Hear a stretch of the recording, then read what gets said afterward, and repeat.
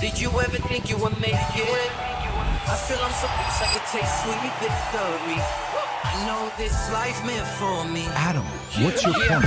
The future looks bright. My handshake is better than anything I ever signed. It's right here. You are a one of one? My son's right about I don't think I've ever said this before. I'll get you married, my friend. Yeah, like that's probably what's going to happen. I'm gonna tell you. Listen, I say this all the time. Out of all the best characters in comedy movies, what he did in that is my top 5. Like Hangover. And I'm telling you all time. And I watch Eddie. comedy. Yeah. That character, he is in the top 5 of the funniest characters. I would go back and watch it again and again and again. It's that funny. Anyway, great to have you on. Great to have you on. Great to have you here. I miss you guys. Yeah, I love, by the way, Brian was here at 7:30 in the morning. We were all showing up late. He keeps like, guys, where is everybody? And we're like, all right, Brian's here. I had to get a workout. We got, we're ready to go. We got a lot of stories to cover with you guys today. There's a story about dad brain. Have you heard about this dad brain concept? We're going to talk about this dad brain concept. It's an interesting story that I think you're going to appreciate. It says what happens to men when they become dads. There's a few things that happen to us when we become dads. Last night we're having dinner with a friend doctor of ours. And, Tom starts telling the doctors, like, look, can you find a nurse for Vinny? Yeah. And then he says, look, you have to know you got looks or you get a doctor. You don't get both. Yeah. Most doctors are not attractive. No. So I'll settle for a nurse. If you know a pretty nurse, send us this way. By the way, I'm going to do an exercise. Stay tuned. Of anybody you know, because I now know Vinny's clear qualification for what he wants in a wife. We're going to create a site, add them in there, and then maybe you're going to be the person that's going to help Vinny find his wife, and then we'll figure this out. But I finally figured out what he wants and what he's not into. The one criteria, and I don't know why you said this, I never understood it, but I've never asked it because I don't want to insult you. It's privacy. He said no Somalians. I don't know what that means. That was the only thing he said he's not into. Anything else, Somalis. He's game, no Somalis. Yeah. It's not that bad. They run good daycare centers. So very good. Few stories. Number one, Iranian sanctions.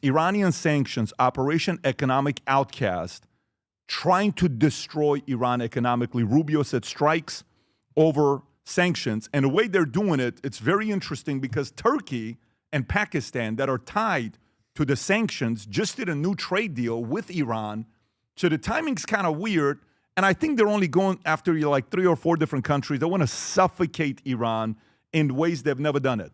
Kalshi came out today, and you guys remember this good-looking guy who was very, Vinny does it really good when he goes like this, this Newsom guy. He was first on Kalshi. He's officially not even second. Ossoff and AOC are now ahead of him on Kalshi. Newsom is down to 13%. This is what happens when you have no clue what you stand for. It's not even the You know what it is? What the hell do you stand for? Right. 1 minute you're a socialist, 1 minute you're this. Just say what you stand for and go make your arguments. And then Dolly Parton and Jelly Roll, we'll get into that. Obviously, may she rest in peace. She was an absolute legend. Certain people, you can use the word legend, and it's qualified legend. Dolly was a legend. This past week, Jelly Roll stepped in for Jimmy Kimmel. There was a lot of people that were not happy about some of the jokes. I thought a couple of the jokes were funny, but I think something he did on the second day was he probably didn't need to do it. Why do that? I mean, why lose that audience? We'll talk about that. I'm curious how you guys feel about this. Trump posted a tweet yesterday as the greatest president of all time. Did you see this one or no? And then great, and then average, and then below average. And he added a category, but people don't know the story behind it. We will talk about what the story behind it is. But again, he's trying to piss a lot of people off. I got a clip talking about Outkast.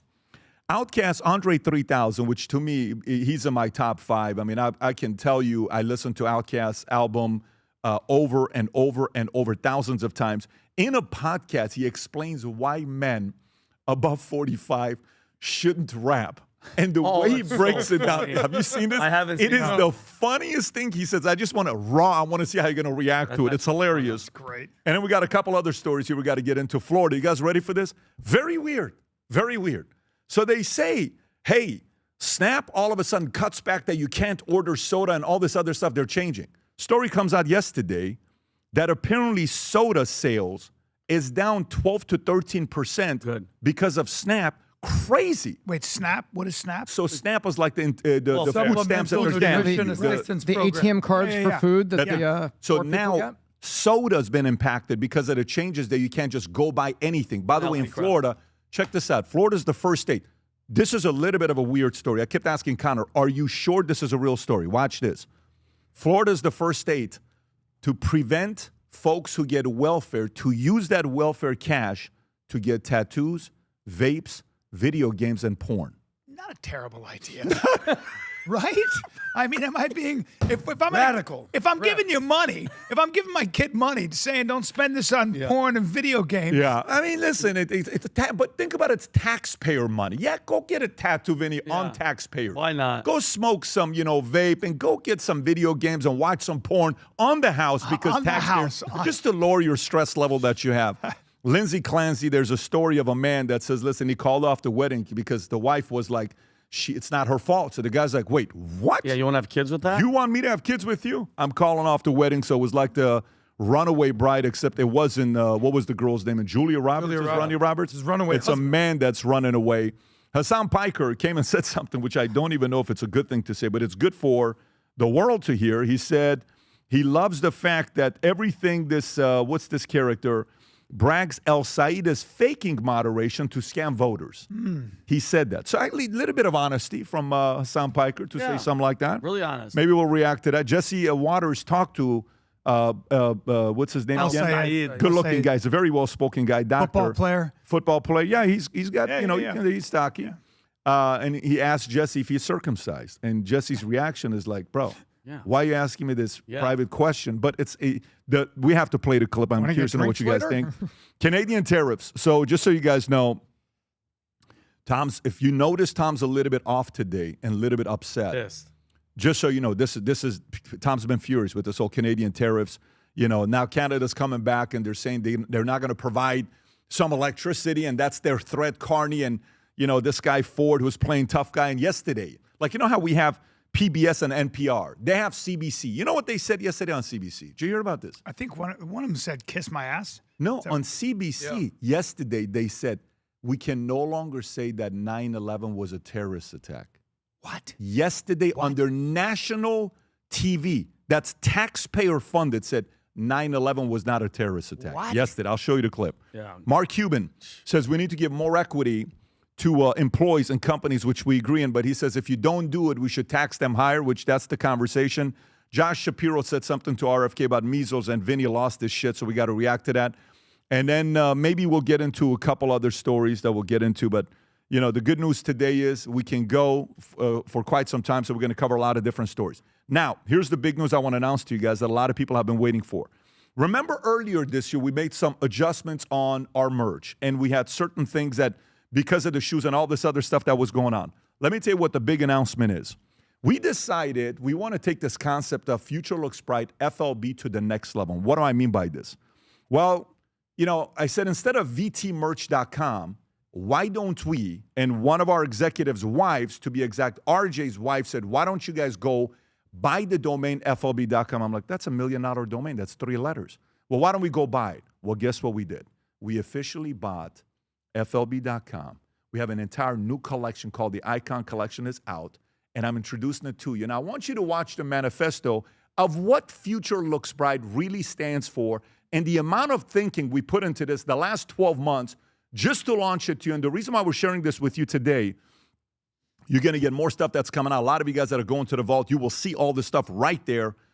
New shoes, new loafers, a lot of different things. There's going to be another thing that's coming out here soon as well. But with that being said, I just want you to watch this manifesto of what FLB, Future Looks Bright, stands for. Go for it.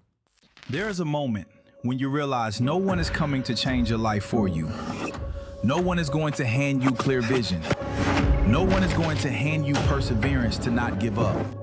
No one is going to hand you a better future. That realization can feel heavy, or it can feel powerful. Future Looks Bright was born in that moment. Not as a promise, not as blind optimism, but as a decision. A decision to take ownership, to raise your standards, to strengthen your body, to sharpen your mind, to move forward even when progress feels slow. Optimism is not something you say, it is something you live. And this is where most people fall off. Because in the end, it's simple. You either take ownership or you don't. You either hold the standard or you lower it. You either build or you wait. Your standards stop wavering. Your actions stop depending on motivation. Your results stop being random. They become earned. The future looks bright. That's so sick. Dude, I love that logo. I love the logo. Listen, we went through hundreds of logos.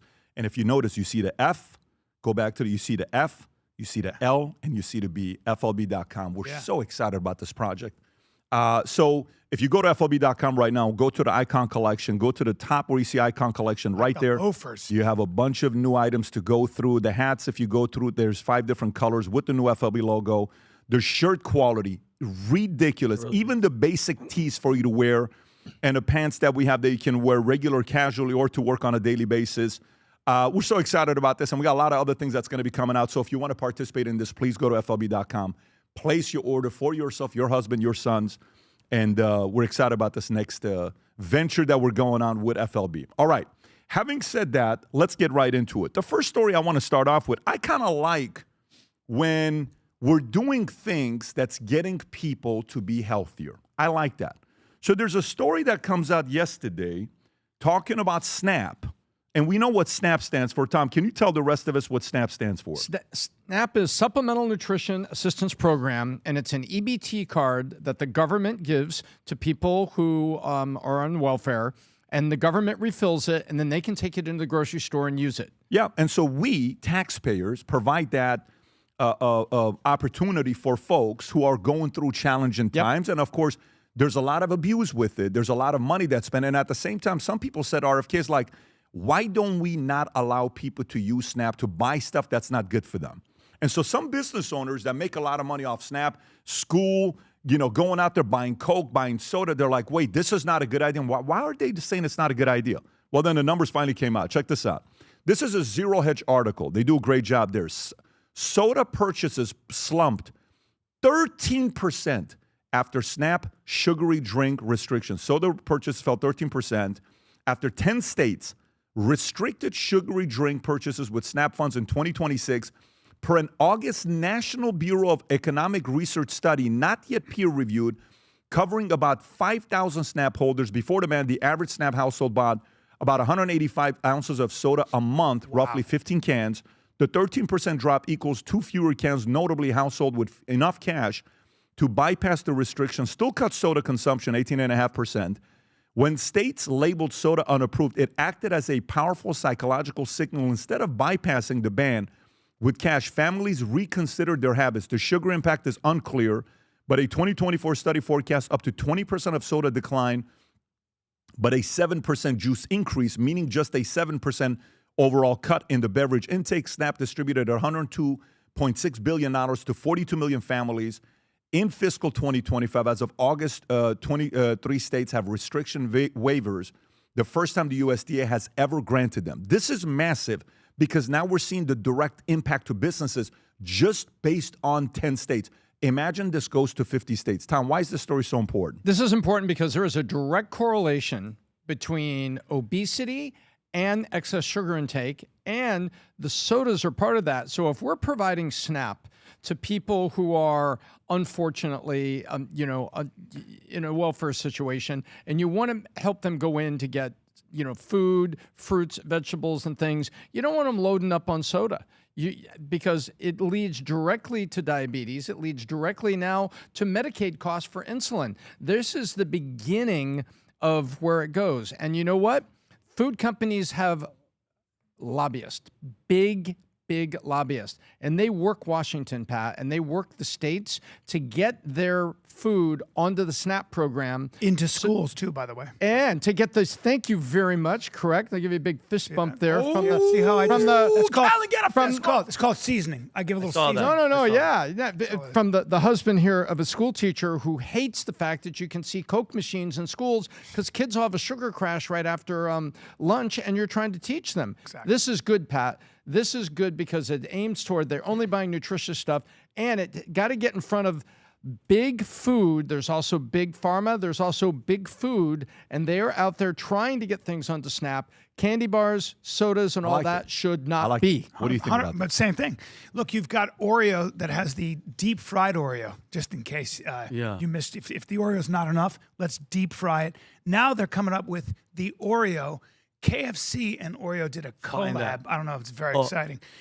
You can eat an Oreo that tastes like an Oreo and tastes like a piece of KFC chicken. Look at that. But there's no chicken meat in the cookie. That'd be too Is this healthy. a joke? Or No, this is absolutely. Listen, I had to look it up. Are you serious? I had to look it up, Bubba. This is not a meme. No, this is not a joke. This is where the pharmaceutical companies say, they come and they go, look, we're making a fortune on GLP drugs, but people aren't as diabetic. We got to bring that back up so we can make some money. It's all connected. I'm not saying, but they probably went. Is GOP profitable? You think? Yeah. Yeah. So do you but think the maybe problem- some GOP profits are going to lobbyists who are actually lobbying for the food side? I'm not saying that. I'm just saying when you start can losing say it, money 'cause it on has your happened. on your diabetes medication, maybe you go to the food company and say, "Can you come up with something even more addictive and more delicious?" Can you And run a that's what poll? happens. Can And you then the run a insulin poll? companies are like, give me "We're one in." second. Can you run a poll in the back and ask people how many sodas they drink per month? How many sodas they drink per month? Just ask 0, put 1 to 5, 5 to 10, 10 plus. Let's run a poll and see how much people drink because I'm curious to know. By the way, just to kind of give you guys some numbers on what states are already implementing this. Nebraska started the first of this year, soda and energy drinks, first ever waiver, and energy drinks that you can. Number 2, Indiana started January 1st, soft drinks and candy. Utah did January 1st, soft drinks only. West Virginia, soda and soft drinks. Idaho, soda and candy. Oklahoma, soft drinks and candy. Louisiana, soft drinks, energy drinks, and candy. Good. Texas, sweetened drinks and candy. Florida, soda, energy drinks, candy, and prepared dessert. Arkansas, soda, drinks under 50% juice, energy, unhealthy drinks, and candy. These are the states that are coming up from August 31st and on. South Dakota, North Dakota, Montana, Ohio, Virginia, Wyoming, Kansas, Missouri, and Hawaii are all planning on implementing this plan. This is good. And the only policy, bright man. blue state is Hawaii. But to your point too, these are strong lobbies, and people are going to lose money. But this is a very interesting thing. This is where you say to yourself, this is the one thing government is doing well. There's not a lot of programs. But the part is this: like when I was in the military, I got into a debate with one of my friends 20 years ago, Devine. When I was in the military, they would say, if your social, the last 4 of your social starts with the number 4, step up. All right, what are we doing? Go ahead, we're going to do a drug test. And we would go do a drug test. A guy's watching you, boom. Hey, Jackson, you're smoking weed, boom. Hey, Jones, come up. You got an article, Article 15. You're going to be working chow hall or whatever for 2 weeks. All right. So then I asked the guy, my friend, I said, hey, if they give you tax-funded money, SNAP, welfare, shouldn't the government be able to drug test you at any time? No, I think that's unfair. That's too much privacy. You're taking people's money. Yep. What are you talking? So I actually love this policy. Vinny. Yeah, and mind you, just so people understand, because again, getting in the way of Americans when they're already used to something, each soda can of Coca-Cola is 39 grams of sugar, which is almost 10 teaspoons. And they did that number on purpose. They would have gone the full. And sodium, by the way. And sodium. And if you think about, guys, SNAP food stamps in United States, just SNAP, Tommy, I'm not talking about all the other programs, is $100 billion. And every time, and you nailed, bro, you're getting in the way of all these big companies, bro. So soda wants a piece of that. Oh, 100%. And that's why RFK, bro, RFK. And Snickers. And I told him, I know we're going to get into another story later on with Shapiro. RFK, to me, is the MVP. Just silent, bro. Switch sides, went from the Democrats to Republicans, and he's just been low-key helping Americans that are too crazy to be like, no, leave us alone. We want our sugar. He's trying to, like, what was it? The food dyes and additives, the chronic disease, the real food reform, all the vaccine stuff. This guy is just kicking butt quietly, just all these home runs, and nobody's really paying attention to what he's doing. If you want to talk about actually making an impact that's not sexy, but diabetes, insulin resistance, that's the real killer of Americans. It's not terrorism. It's not your food dyes. It's to borrow somebody who said that's like rearranging the furniture on the deck of the Titanic.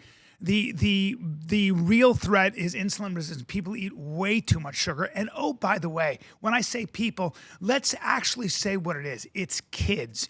Kids get hooked on soda. So if you want to give your kid 3, 4, 5 Cokes a day and give them metabolic disease, which is happening and has been happening for the past, 30 years? By the way, check this out. Yeah. So it's July of 2019.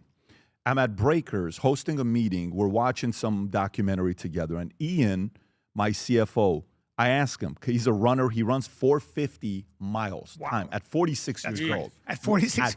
He's running a 450 miles? Ian was a freaking stud. But Ian was a stud. Like, this guy was a CFO of Andy Beal. The guy's a legit stud. I hope he sees this. We love you, and you're phenomenal, Benedict.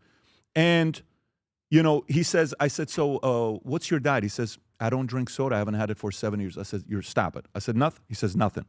While he's doing that, my assistant brings me 2 Coke Zeros, because that's what I would drink. I would drink 3 Coke Zeros a day.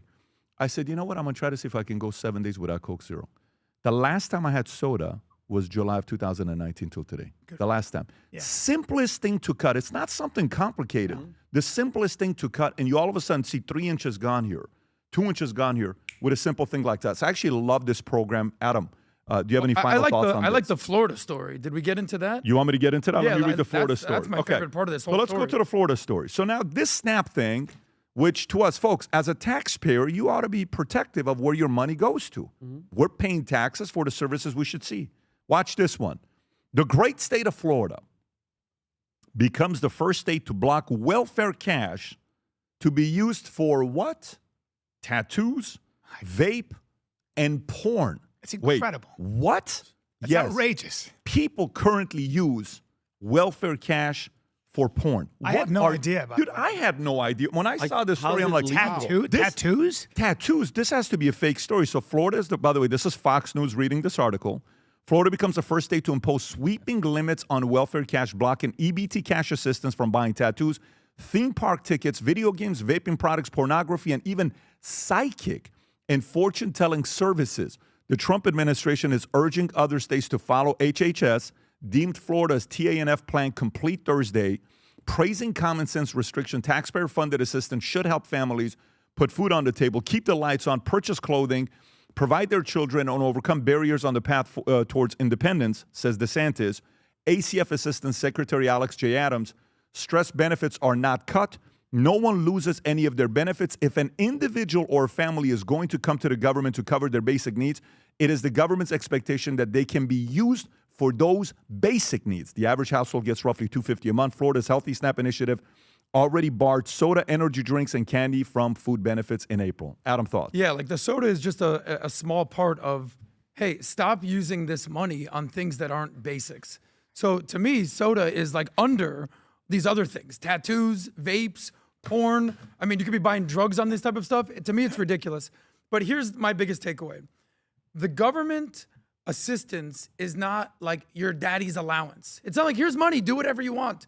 There's restrictions with this. Like, I don't know if any of you guys have ever been on welfare or SNAP, but my first job out of college, I was laid off after my first year. They gave me unemployment and they gave me food stamps, SNAP. I was like, oh, damn, I got free food. And what happens is they give you 6 months. And here's what happens. 3 months in, I mean, you're chilling. You're chilling. And I'm getting free food. I don't have to work. You're 22 years old. Doesn't matter. After 6 months, you have to like renew. You start to kind of come dependent on it. Yeah. And that's ultimately what this comes down to, because I don't want to basically admonish people that are using SNAP that actually need it. And what I realized was this. There's 3 camps. There's the people that just genuinely can't function in society and actually need basic help. That's the whole premise of our social safety net. That's fine. I get those people. The second people are the people that can, but they need help. That was like me at the time. Look, I can work, but I got laid off and I need some time. Cool, you get 6 months, boom. Here's the challenge. I think what we're talking about, these other things. It's the people that can't, that won't. They want to work, they want to game the system, they want to get free stuff, and they're basically saying, hey, why are you telling me what to do with the money you gave me? So to me, it comes down to this final thing. Do you want the freedom or do you want the restrictions that come with government assistance? To me, anyone that just relies on government assistance, it's a doomsday scenario for you in the end. Well, I mean, what this does is, Brian, I'll come to what this does is 42 million people are getting SNAP. Wow, 42 million. 107 billion that we spend just for SNAP. 42 million. That's a lot of people. That are getting, by the way, the people that are getting 42 million, most of them are adults. Like, it's not like it. 42 million are getting SNAP. And because remember when the conversation came on who was getting SNAP, what ethnicity, which immigrants, and then you saw the Somalians, you saw all that stuff, and they're like, well, we got to cut SNAP. And then there was so many videos going viral saying, you better not cut SNAP. It's going to hurt so many kids. And then Republicans are like, okay, this is a very sensitive topic of course. for us to go directly and say we're cutting in half to 21 million. Rather, they went this route. And so this is one step, then the next step, then the next step. By the way, before I come to you, we did the poll. How many sodas do you drink per month? What percentage you think said zero? Ooh. Our audience. 1%. Oh, our audience? Our audience. 3%. These are 10%. business owners. Your audience 10%. is business owners. Yeah, who we have never a do high it. class I'd say your audience maybe 25. You're close. 39% said zero. Yeah. Zero By in the a way, month? I am so These are motivated people. dude, I am so impressed by our audience. You're my hero. Yeah. Freaking awesome. Good for you. I gotta push Hey, back. give yourself a pat here. Watch this. 1 to 5 a month is 32%. Yeah. 5 to 10 a month is 9%. 10 plus a month, 20%. 1 out of 5 listeners drink more than 10 sodas a month. That's insane. Brian, thoughts? Crazy. Well, look, anytime you have something like this where the government says you're not allowed to do this is a good law. It was the same. I don't know if you remember this, but it was the same debate when smoking and seatbelts came along. When seatbelts were mandatory, there was a huge uproar about how dare the government make me wear my seatbelt? I'm allowed to die if I want to and stuff like that. Cigarettes were the same thing. It was a very contentious idea, which is that you're not allowed to smoke pretty much anywhere, and secondhand smoke causes all kinds of problems. And oh, by the way, we have to take care of you as you die, just like when you have diabetes, now you have lung cancer. Those laws, looking back on the fact that nobody smokes anymore. Nobody smokes anymore. Well, they're all vaping. What do you mean? They're all vaping, but it's very They just true. moved Byron. the ball. It's But very when you see true. a cigarette smoker, it's like, dude, But vaping doesn't have that secondhand thing that we were dealing with, and seatbelts are another thing. So sometimes there are some good restrictions, and this is a great example. But what bothers me is we have $13.6 billion a year goes to illegals that are on welfare. And I'm tired of this country constantly about our affordability. We're in debt. We waste so money, dude, billions and billions on people that don't belong here. And we try to say, guys, please get out and don't come here. We're the a-holes. You know what my first thought was when you just said 13 billion? You know how sick this is? 13 I went like this. I went, that's a pittance. Yeah. Our debt is 40 trillion. Yeah, see what I'm saying? 40 trillion. A trillion seconds, everybody, is 32,000 years. We have 40 of those in debt. Okay? So when you talk about 13 billion, that's adorable. Yeah, is it? 40 trillion. It's 1,000. A trillion is 1,000 billion. But ready for this, Brian? All the years of that 13 billion, 20 billion, 100 billion. That money is. And Of course, we're going down in the hole. But I mean, you have to start somewhere. This is the one I'm we were joking. talking I'm about saying earlier. that. This is the one Yes, we were. and there's This something is the on one here. we were talking about Look at this, earlier. I'm Brian. going to read it, Tom. I'm going to come to you. Food stamps by ethnicity. Oh, here we go. Watch this. Percentage of U.S. households receiving food. Afghan, 45.6%. This is from the Personal Finance Wizard. Somalis, 42.4%. Iraqi, Dominican, Caribbean, U.S. native. Then you got Puerto Rican, Cuban, Black, Arab, Cambodian, Haitian, Pacific, and then you got the rest of them. Tom, you were going to say something on this. This became the look topic at the of Somali discussion. one, number 2. Yes. We found out in Minnesota. Doge found it, and Minnesota covered it up. There were people in Minnesota that were able-bodied working people that had multiple EBT cards coming to them under the SNAP program. Multiple people that were working. So there was fraud in terms of access, getting a card, and you didn't even deserve a card. And now we had all this bad food being purchased. This freaking program was broken. On one side, you got lobbyists from Big Food making sure that certain foods could be bought with it. And now the states are pushing back. You know why the states are pushing back? Because of Medicaid. Medicaid is where the sick people that are on welfare have to get their health care. So the state looks at it and says, why am I giving them sugary drinks? And then on my Medicaid budget, now I got to give them insulin. I'm not doing that. Yeah. So that's right. And then on the other side of it, Pat, was the fraud of getting access to the program. It was broken. There was no auditing on who got access, and it was a revolving door with the lobbyists. This is an example of your tax dollar at work. This is why we've got 40 of those trillion-dollar, 32,000 year things to make up for. It's incredible. Look, we want to focus on the top of the list of basically who's abusing the system, what states are basically just giving away money. But I want to give a shout out to the people at the bottom of the list. Shout out to the Indians here who aren't accepting anything. Yeah. They're taking less than the whites. You don't Sorry need- about that. Yeah. And the Italians. So I mean, we want to admonish people are doing the bad thing, but let's give some respect. So to I people who are kind of actually know not where doing you're bad. going. No, guys, let me tell you what he's trying to do. And he does this every time. Tell me. You know what he really wanted to say? Go to the bottom of the list. He wanted to say, look at the Israelis. Are they there? 11.1%. Where are they? Yeah, right there on the bottom. You know you wanted to there go he there is. and No, I didn't even see them Indians, there. 4.4, then Italians, then whites, then Chinese, Hey, Filipino, let me say this. Nigerians, and Israelis. Get your stuff together, buddy. Yeah. The Filipinos are beating you. The Chinese are beating They you. took the Let's go. matzo balls off the Israelis program. are That's being why they blamed don't for use everything. it. So you know, Exactly, of course. Let me get You to got the us next. again, guys. it always comes back to the Jews. It's always got an me. invisible circle got of Jews me. holding strings. Every trying to conspiracy. I thought that's where he was I'm going. trying to give Indians a shout out. Listen, every day we have to get a commercial about Israel from this guy. Every day, but We could get all a, right. we can get a commercial about Somalia. but I'd rather do the let Hang me- on, let me- APAC wire incoming. Let me get to the next 7K. story. Let me get to the Right. next story. So this story, which is, it's getting heavier. Like, yesterday, the whole Iran sanctions that it's announced. This is so technical, but this is, like, if you want to find out how bad, has anybody ever suffocated? Like, imagine, let's just say you were once married and you have a house, and this house later on sells for, like, I don't know, $5 million or something, like $6 million, and that money was yours. You worked your ass off for this, right? And then you have somebody like an ex or a father or a wife or somebody that's just suffocating all your finances, that you can't do anything.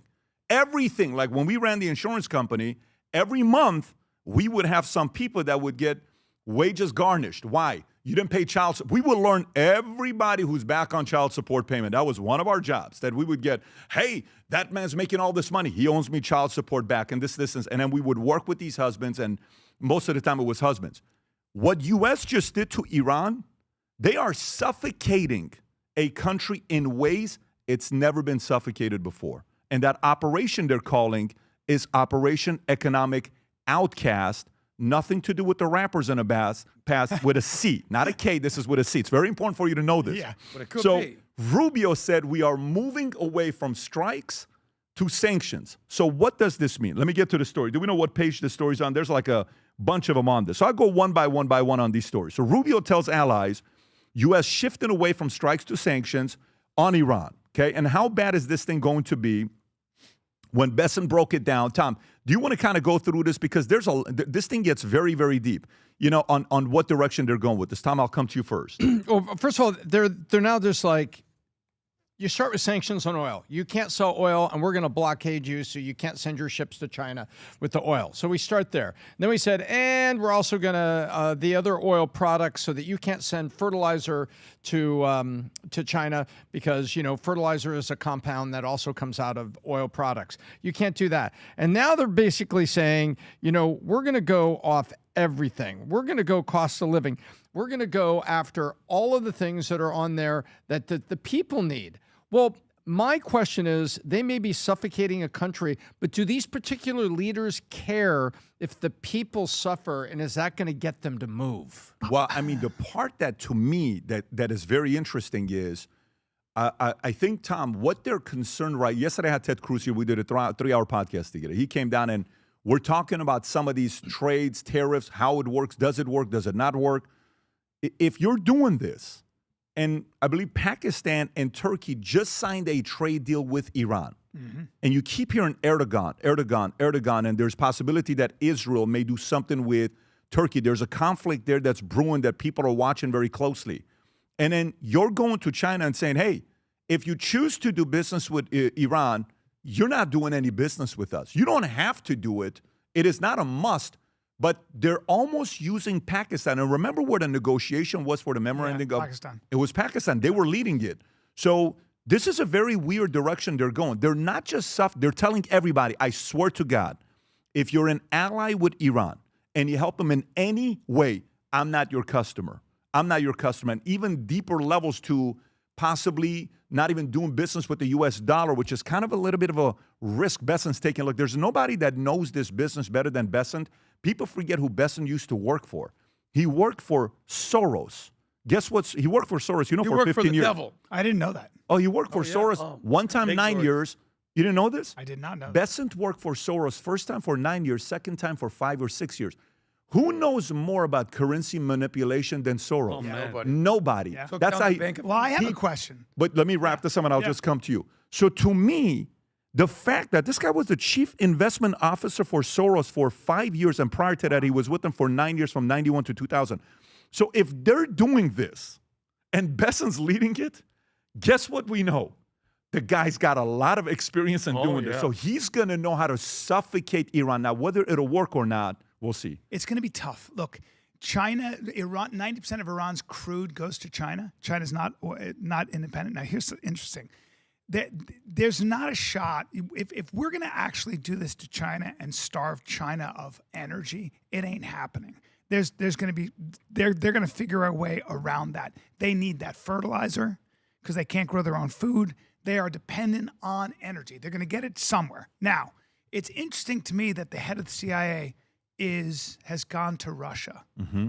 What's he doing there? Quietly. What's he doing there talking to Putin? Is this something where they're going, is this a way of saying, you want to sell your oil, Russia? You can sell it to China because we got to do this thing in the Strait of Hormuz. We got to block things. We got to make it very uncomfortable for Iran. I don't know. Maybe I'm not a foreign policy guy, but it's very interesting. The timing is very interesting to me. These things are thought about if you're smart about it. Don't you think they've thought about it? Like, watch the sequencing. Watch the sequencing. First, you get Venezuela, then you go after Iran. If you go after Iran, you know how much they're relying on oil. Yeah. You then say, hey, Venezuela's going to broker a deal with you at a discount.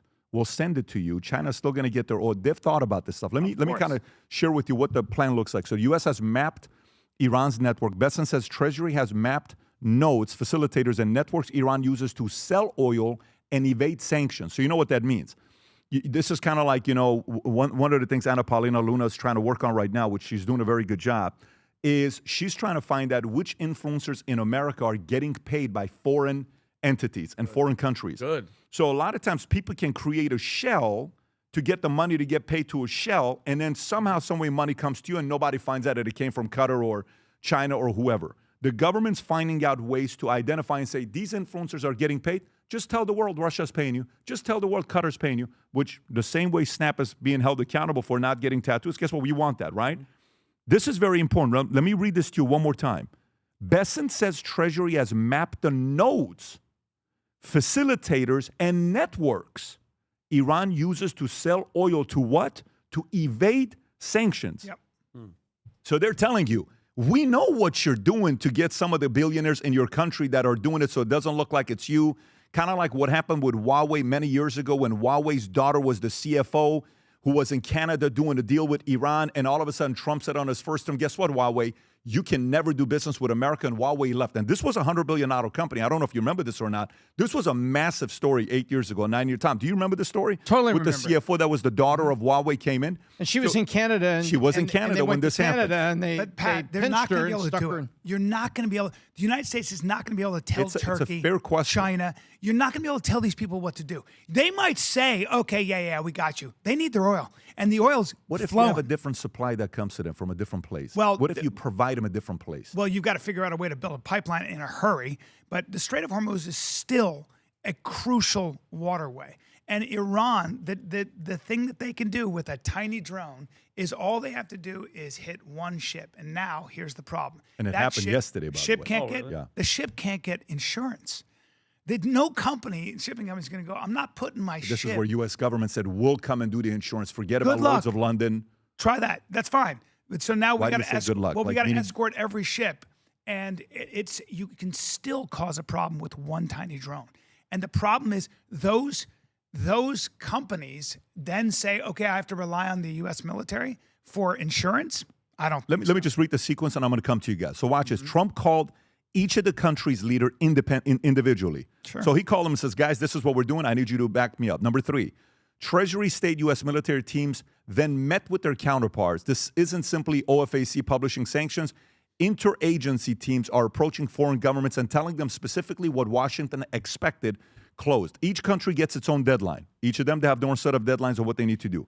Iranian bank branches get closed. Bessent gave one example specifically. Every bank Melli branch must be shuttered. That's a pretty heavy statement. This guy's not playing around. Foreign banks can lose access to dollars. So Bessent explicitly threatened entities facilitating Iran money with removal from U.S. dollar system. This is not something that we say commonly. Secondary sanctions now cover the 5 additional Iranian sectors: digital asset, technology, gold, aviation, and shipping. And then they're targeting the entire oil chain, not merely the buyers. So the producer, the tanker, the ship owner, the ship manager, all of them. So Treasury immediately hit roughly 60 different targets, assets frozen, and the 50% rule kicks in. So this is not like they're doing, Tom, do you think this is going to work? Your percentage is what, 10% chance? I don't think it's. I just what do you think give it's it? too much. What do you give it? What percentage do you think this works? I think it's lip service, and I think I don't know that the sanctions that were in place for as long as they had been before that weren't really restrictive as well. The problem is enforcing this stuff. Really hard to enforce. What do you think is the likelihood this actually works and causes pain? 5%. Okay, fair. Well, Tom, where are you at with this? I'm higher than that. I'll tell you why. You have to go back and take a look at how these things work. What they're talking about intermediaries. That's people that can facilitate wires. They're talking about the clearinghouses for the banks. They're also talking about the aviation and shipping companies that are actually shells. And they're talking about the free trade zones, because there's free trade zones everywhere. There's one in Montreal. There's free trade zones around the world where it's easy to get in and out because you don't have certain restrictions, because, as long as you're not selling this, or this, goods, services, as long as they're on a list, can go through. Pat, do you remember who was the Mexican drug bank? Who was the drug bank from Mexico? It goes back to like 2015, 2012. It was HSBC. Oh, man. HSBC was known as the drug bank. Sinaloa cartel was moving $1 billion through them. It was ridiculous. And they got sanctioned heavily when the U.S. found it. Well, guess what? As fast as they were moving on HSBC, regional banks and everything picked up the slack. So if they get in here and they can step on the air hose, and the reason they want to close that bank is they want to close the wire and the transfer capability. That's what they're going after. If you can track all the wire and transfer, and you can say, hey, Citibank, you just moved $1 billion. No, we didn't. Everyone has to be shut down because you're in there. So the question is, it's going to happen. This was huge, what they did with HSBC. And I think what they're talking about, when I read this and I see clearinghouses, transfer facilitators, that's all of the free trade zones. That has to do with the money moving around. If he's able to step on that, Pat, I give it a greater than 50% chance of succeeding. This working. Politically, I'm with Callan politically at 5% if you were just talking. Yeah. But if they get in there and they step on the transports, then the money can't move. Well, we got to finish this war with Canada first. I agree. Trump is so funny. Trump is like, I'm renaming that lake the Lake of America. And we're going to go to that. But I want to stay here because this, to me, if this works, by the way, again, I want to reemphasize this. Bessent's the right guy. Trump's the right guy because he's got the balls. And Rubio's the right guy because, he knows how to maneuver and talk to everybody. So they got the right, personalities going there. If they pull this off, because I'll read this story to you, and Adam, I'm going to come to you. This is from AP. Ready? This is from AP. Iran scrambles to sustain trade as U.S. threatens sanctions on countries that refuse to break ties. AP is a liberal leftist government. It's not like it's going to be pro-Trump. Iran's economy, already battered by inflation, sanctions, and a war that slashed oil revenue, faces more instability as Washington coerces countries into ending financial dealings with Tehran. The UAE's decision last week to suspend trade kickstarted the isolation push. Those who stand with the United States will reap the rewards of the partnership, said Bessent. Those who tether themselves to the Iranian regime should expect to share in the isolation. So again, they're pushing everybody out.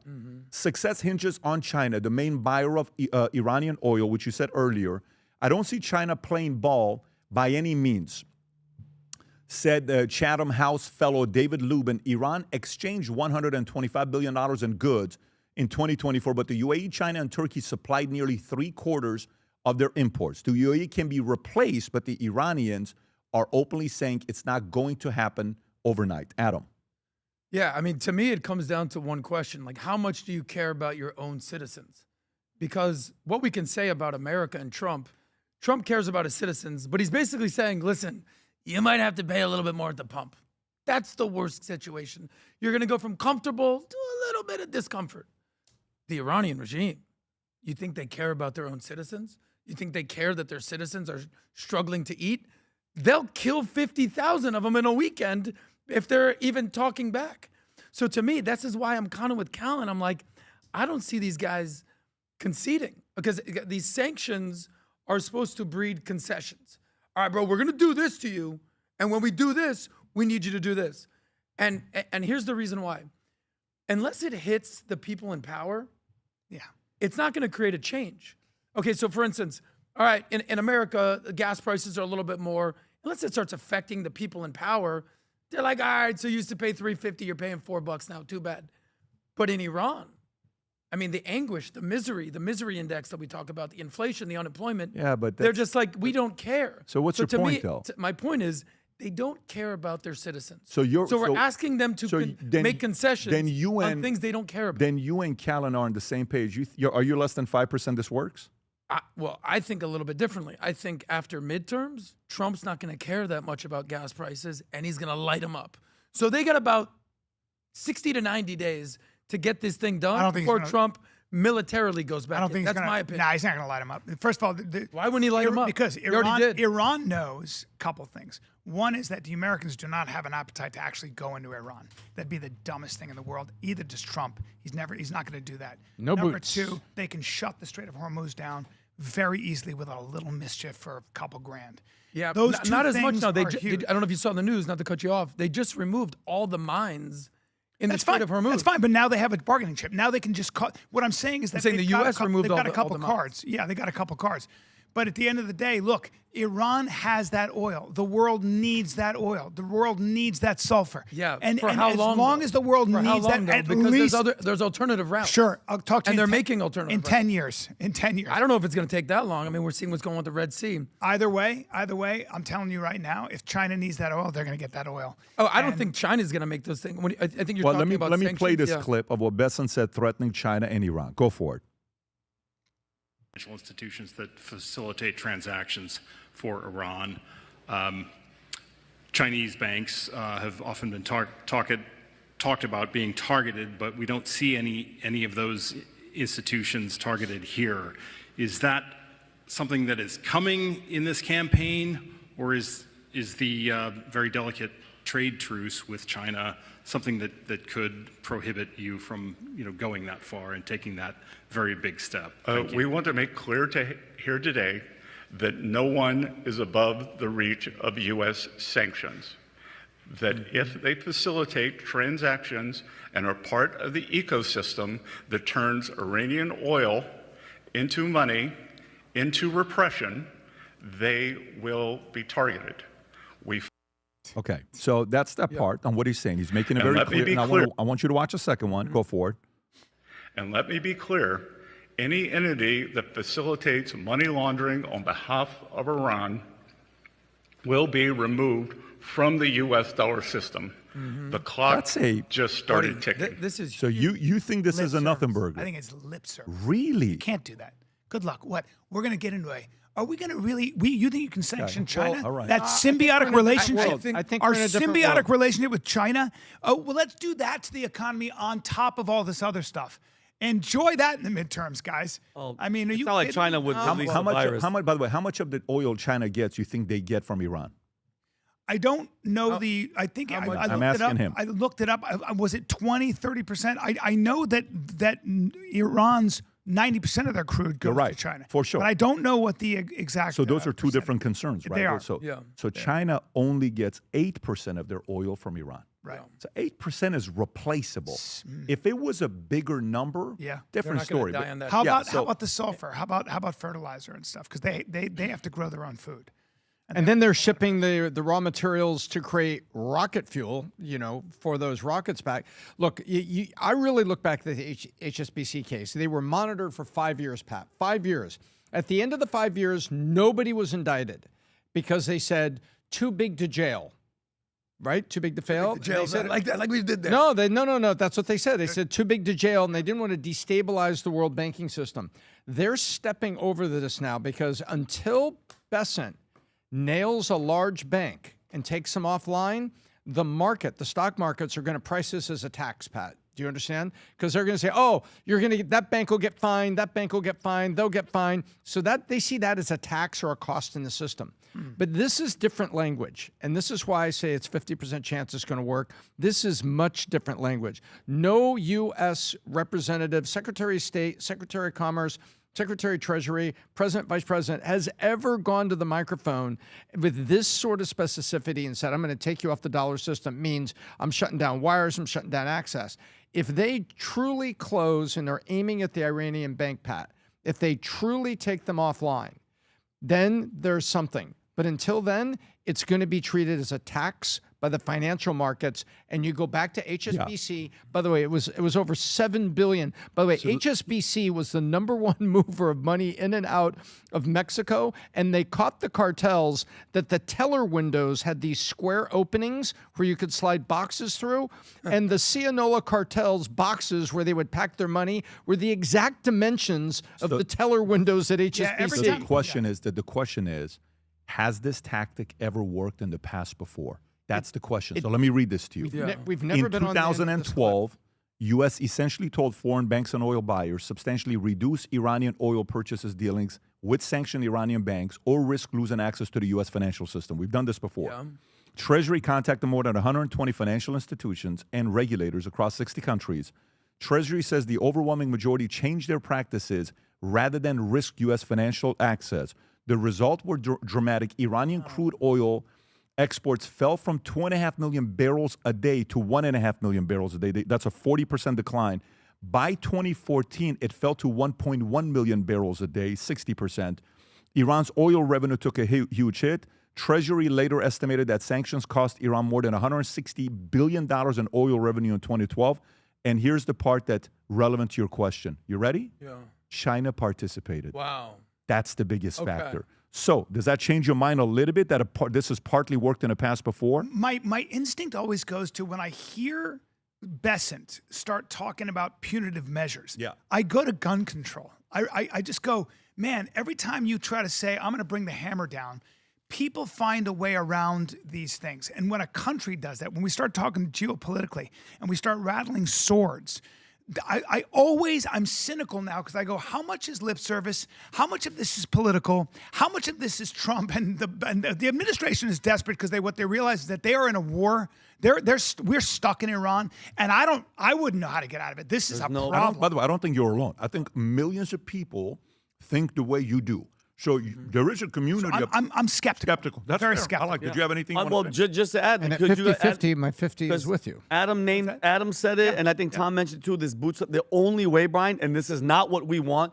The only way to win in Iran is literally boots on and then blow them all up. There's no way. No. This was the biggest mistake. We are where we are. This isn't going anywhere. No. This is going to affect the midterms. It's going to affect the freaking presidency. Remember it was going to be 2 weeks and we were going to be done. What happened?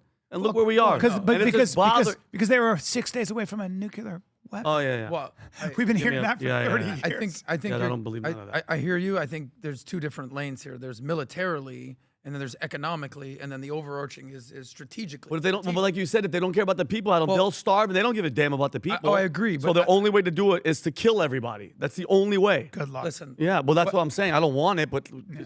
Well, look. Listen. What Pat just said was very important, and he just gave a case example of when it worked. So let me just frame this in 10 seconds. Pat wrote a book. It was called Choose Your Enemies Wisely. The opposite of that is what Iran is going to be forced to do, and the people that are around Iran, it's going to be choose your allies wisely. America's basically saying, oh, you want to be friends with Iran or us? There's no in between. Now, whether that works, we've done that before, though. That's what they're saying. Yeah, we've been doing that for 40 years. But now they're going to do it economically and strategically. So you can do financial sanctions. We did it then too. You can do trade sanctions. And they're basically saying... It's the longest 10 seconds I've heard. Brian Callen interrupted me, so I get it restarts every time he interrupts. Sorry, buddy, sorry. But we're going to see what these countries choose as far as the we'll see what happens. Let's move on to the next story. Canadian tariffs. This war back and forth is not slowing down, and it's getting worse and worse. So tariff refunds contribute to record-setting corporate profit boost. This is Canadian tariffs that they're talking about. Tom, can you go a little bit deeper on this retaliatory tariff that's going on with Canada and the U.S.? I'll read one of the stories, and I'll turn it over to you. Bully feud erupts between Trump and Ontario Doug Ford over China's trade tariffs. Okay, I don't know if you guys got a clip on this or not. If you do, I'll read this, and then we'll possibly go to a clip at a time. I'm coming to you first. The war of words between U.S. and Canada is heating up alongside the trade war, with Ontario Premier Doug Ford twice telling President Trump, "Kiss my ass." Trump pledged Monday to raise tariffs on Canadian cars, trucks, auto parts, and steel to 50% in January, after 50% tariffs on other goods landed Saturday when trade talks collapsed. Canada has been ripping off the United States for years, Trump posted, including, "We do not yet need Canada. They need us." Prime Minister Mark Carney suspended negotiations Friday over last-minute changes he called unfair, uneconomic, vowing to retaliate dollar for dollar. Ford, calling Trump a bully, said Canada must throw everything in the kitchen sink at him. "I have a lot of real estate on my ass, and so he has a lot of room to kiss my ass." Ford, is this Ford talking? Play the clip. Play the clip of him. Yeah. This guy looks like Brock Lesnar. I go back and forth with Trump. You know, I'm just not gonna take the bait. This guy's a loser. He's going to be a loser, and simple as that. We're going to fight with everything we have. And you know something? I have more courage, more brains in my baby toe than he has in his whole body. So there you go. And I have a lot of real estate on my ass, so he has a lot of room to kiss my ass. If you're getting Canadians to talk this way, if you're getting Canadians to start talking about this way, Canadians are the most polite people on the planet, and they got Brock Lesnar's twin out there. You got a problem. You better back it up when you're talking like this. You better back it up. Yep. Tom, your thoughts on this? Okay, so when Trump says Canada's been ripping us off for years, what he's talking about is two key disputes that go back literally 20 years. Canada has been throwing disadvantages at American farmers and American lumber industry for years. Canada's got a lot of cows in Alberta. They got a lot of grassland up there, and they have a lot of lumber. And what they've done is they've done a thing called stumpage fees. Stumpage fees basically creates an advantage and a subsidy to their own lumber people, who then ship plywood and building products to the United States and disadvantage the U.S. suppliers. So this has been going, makes that sense, Pat? So that's been going on for a long time. Also, dairy has been going on. Guess what? There's the cows. That's been going on for a long time. So Trump got into this on the good side, that, hey, man, there's been a couple areas where you guys have really kind of been messing with us, and we really want to straighten these out. And Canada's like, no, we don't want to touch those. And they said, no, you've been ripping us off for a lot of time. That's what Trump is talking about. I don't know if rip off is the word, but those have been things that have been unresolved, so that's what Trump was pissed off about. Now, who's Doug Ford? Doug Ford is the governor of Ontario. Governor of Ontario. So he's basically the Gavin Newsom of Canada. He goes to the microphone. He's unafraid to say stuff like this. This is what it's all about. Meanwhile, Mark Carney is playing because the EU has told Mark Carney that they're giving him green light to go up against Trump. We're going to help you out. We're going to do this. We'll trade with you. There's things we'll do. So Canada, with a GDP 1/10 of the U.S., 31 versus $1.3 trillion, they are sitting there, 3.1, 31 versus 3.1, pushing it. So that's what's going on. Now, all of a sudden, you've got Trump elevating it, saying Trump things. You guys are idiots. You're the worst it's ever. Where Trump renaming a lake. Where Trump started in a good point that we needed to level the playing field for the lumber industries, dairy, and others, digital services too. And now it escalated into this where they're screaming at each other and we're renaming a lake. Does that kind of frame it? I want to play this clip for you. So this is President Trump on Glenn Beck talking about what it's like to do business with Canada. Go for it. They are one of the worst countries in the world to deal with. And this has gone on for many years. Wait. Can we say this? I love Canadians and Canada. Correct. I do not like their administration. Okay, well, right? the administration and the previous administration too was terrible. Yes. But they have taken advantage of the United States for many decades, actually. They charge tariffs that are unbelievable, like on milk, 400%, and on like, and I just said we're taking them on, and I took them on at the beginning, but we had so many other things to do because the country was a mess. But I said we're going to take them on, we're going to stop it, and you saw the Lake Ontario. People thought I was kidding, but maybe I wasn't, because the last one you saw was the Gulf of Mexico, is Gulf of America. I know, He's so funny. Now we have a Gulf and we have a lake. Okay, it's very simple. But look, I don't want to go into great detail because it's maybe boring to people. But to me, it's not boring. They charge tariffs. They take advantage of us as though they were a state, and they're not a state.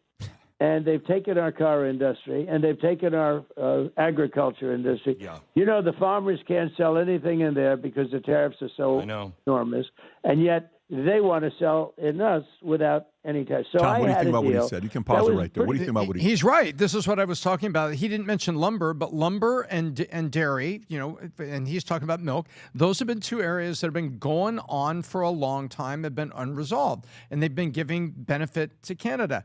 Here's where you have to be careful with the auto industry. The U.S. sends aluminum to Canada. Canada makes parts out of it, and then they sell the parts back to Ford. We use materials, turn it into parts, and send it to them. So when a car is built in America, there's what's called the circle. So labor may live in Canada because the workers are putting it together. Canada may have made the parts. We designed the car, and we made all of these parts. So Ford, long ago, had what's called the 351 Windsor. It was a classic engine, phenomenal engine. You take one of those, you put the aluminum heads on it, a little bit of aftermarket. I had one. I had a Ford Bronco with one. And they're bulletproof. Oh, yeah. The engine will last longer than the car. Yep. And it's tremendous. Well, you know where Windsor is? Windsor Locks is directly, there's a trivia. It's above Detroit, right? South of Detroit. South of Detroit. Windsor, Canada is the only place that you can go south from the United States and get into Canada. Wow. Every other place you have to go north. You can go south because it goes this way. South Windsor, yeah. And so the Windsor factory was named there. So the auto industry, Pat, we've had good symbiotic relationships that help people, working moms and dads that were working in the auto industry. Who has leverage here, Tom? Supplier Who companies. has leverage here? We have the leverage. So go, light them up. Do we have the leverage, though? Why do we not have the leverage? I just worry that, first of all, talk about the funniest president of all time. I'm sorry if you hate him, but to rename the lake just as spite, it's like, you want to divorce me? I'm going to pee in every corner of the house. See ya. To me, he makes me laugh so hard. That's just so silly. But I just wonder if 50% tariffs, which obviously he probably won't stand with, he just usually goes crazy, and then we scale back from there. But is this good right now for the economy? Is this timing beneficial? Well, he took it off. Do we have the leverage? He took the tariff off of beef itself, not dairy, but beef, so that we can get cows and beef from Alberta. So he took that off, so we can that if you go look at that. So the price of meat. Don't mess with my steak. Well, he's trying to help the American barbecue because right now ground beef is $6. Okay. And 7 years ago it was $3. Wow. Yeah. By the way, when you're talking about this, and I'll come to you, you're worried about this, like Lake America, whatever you're changing. Let me tell you what's an insult. You know what's coming up in a couple weeks? The 25-year anniversary of 9/11. Yeah. Okay? So then imagine, this is a country that wants to be partners with America, and 2 weeks before the 25-year anniversary of 9/11, CBC, which is the PBS of Canada, sends an email to tell their journalists not to call 9/11 terrorist attack in internal guidance. They know they're doing this 2 weeks before 9/11. Can you go back to the email so we can read the email, what it looks like? That's so outrageous. That is so outrageous. Look at this here. Do not refer to the September 11 attacks as terrorist attacks. The hijackings led to passenger jet crashes in D.C., Pennsylvania, and Manhattan. The World Trade Center was destroyed. September 11 Digital Archive is an excellent resource for details about the attacks. It was created by several U.S. universities, historical societies, and foundations. If you have any specific questions about the 9/11 anniversary coverage you are working on, please reach out to your editorial leader or JSP office. Thanks and take care. Scumbags.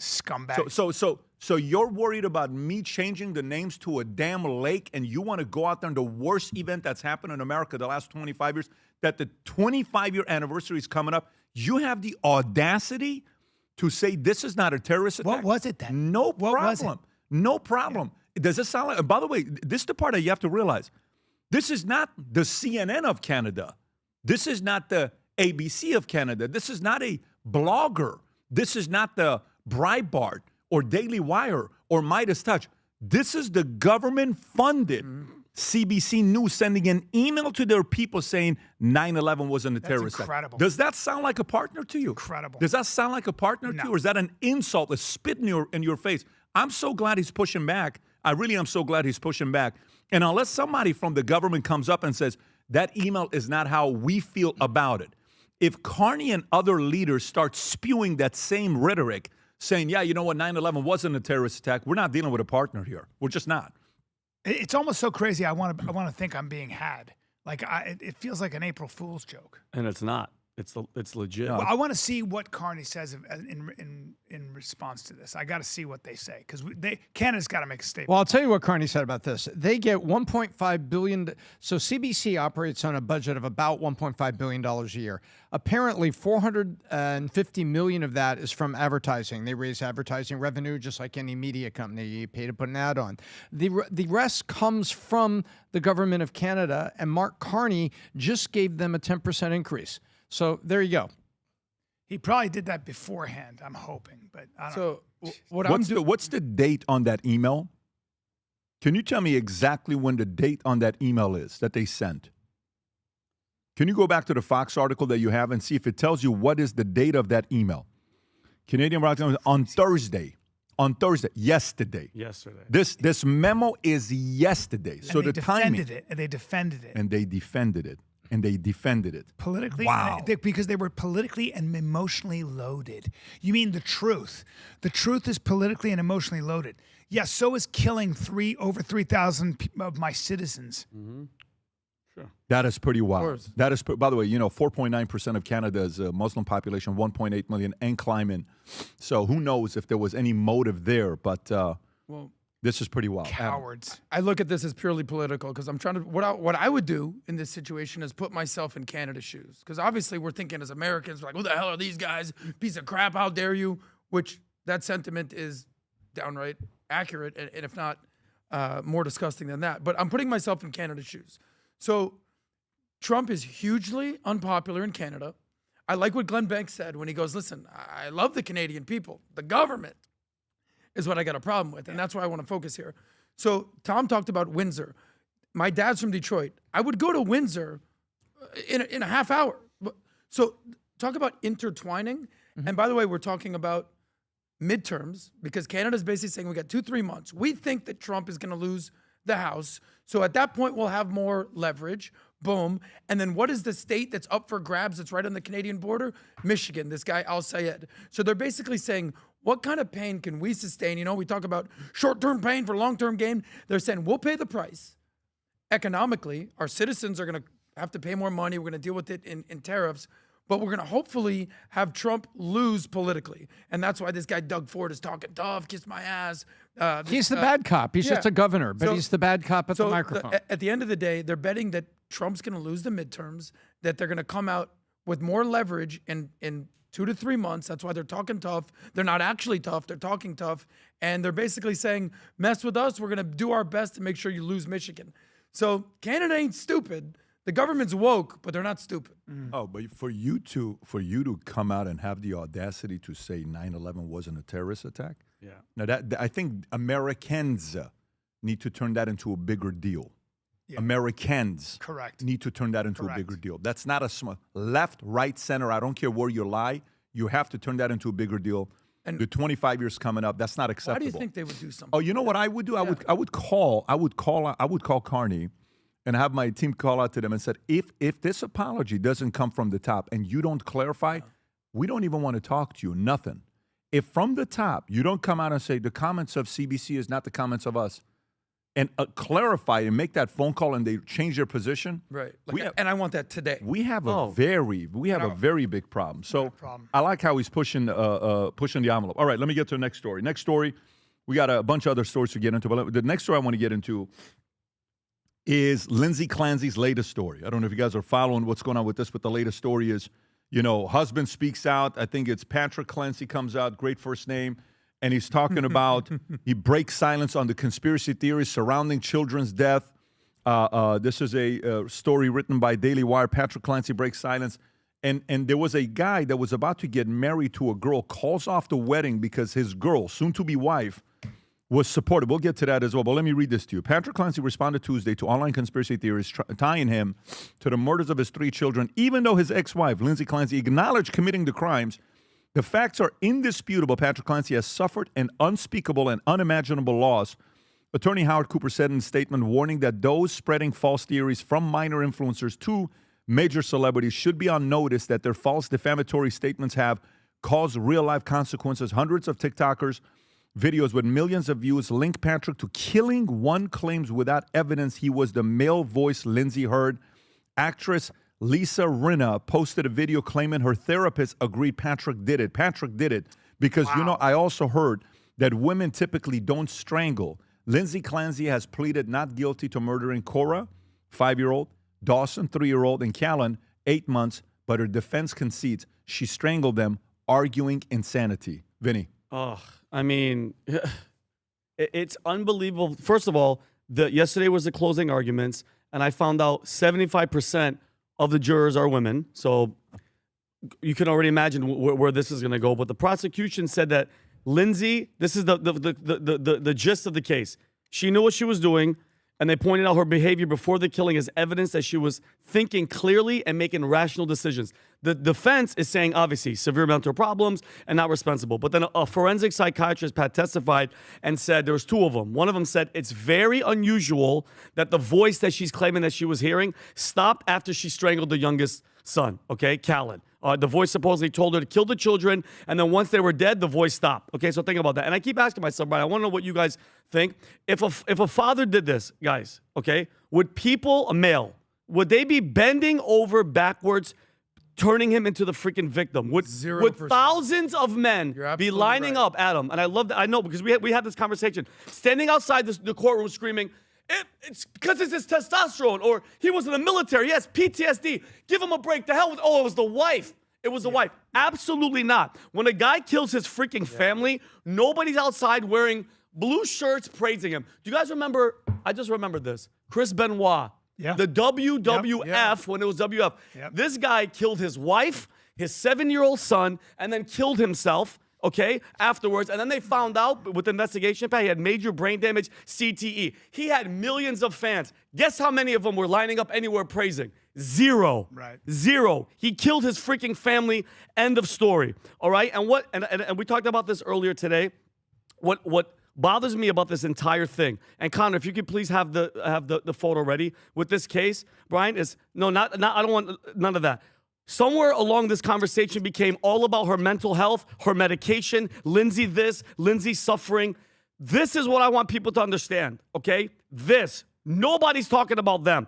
Cora's the 5-year-old, Dawson's the 3-year-old, and Callan's the 8-month-old, okay? And while this disgusting demon was killing the girl, the 3-year-old, this one was running, trying to avoid her and get away from her, okay? And then when she strangled that 8-month-old, it didn't die in the house, okay? It died at the hospital 2 days later. Its brain stem was bulging out of its back, okay, out of its neck, okay? She sent the father out to go do shopping or whatever the hell so she could kill him and then try to kill herself, which she couldn't do because she's a coward, okay? And God's making her live so she could face the music, all right? These are the victims. These 3 kids don't get to go to school. They don't get to they don't get to do nothing because of her. So stop this nonsense. It was the father and all that stuff. It's her, all right? And I just hope, regardless of these 75% women, Brian, they see what's going on and they could look through it. Because they're all trying to divert the attention from her and go to the freaking father. The father did this is a like literally, what is the word? It is the ultimate crime. It's Medea. Oh, my. It's Medea. It's the mother killing her children, right? So all of us have this outrage. Was it psychosis? You know, my thing is always this. The big conversation was postpartum depression, okay? And that can cause people, and you guys don't really understand what people go through. That's fine. Now, you're not going to kill 3 kids. We got to stop everything. It's called the stop everything button. Here's the bigger story, though.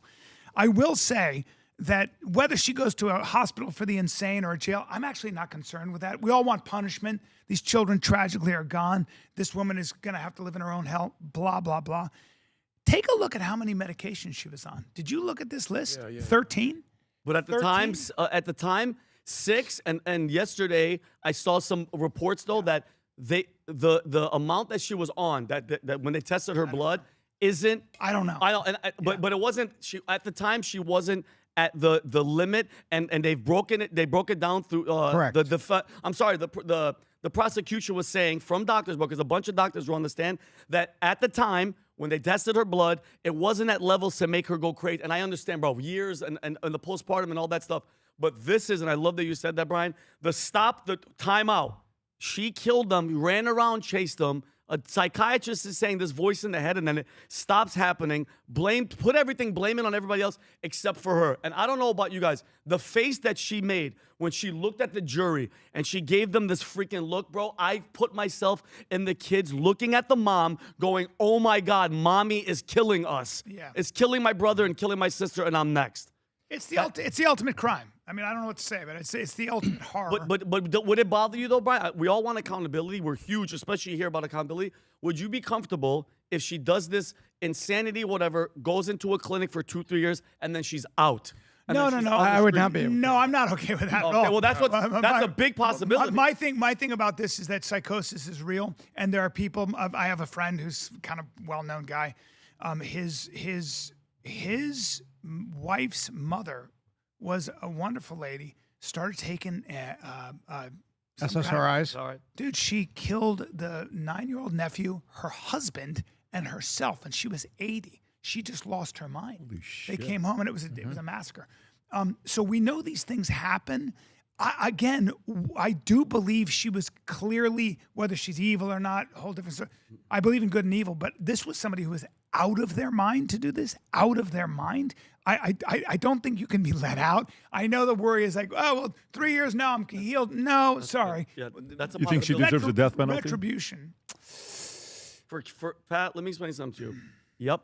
If you don't make an example out of this, then guess what this is going to do, Brian? This is going to set the precedent for any woman that's home right now that's taking some pills that just goes, hey, they'll refer to that. I don't think women are. That was crazy. I don't think women are. There's precedent. There's precedent.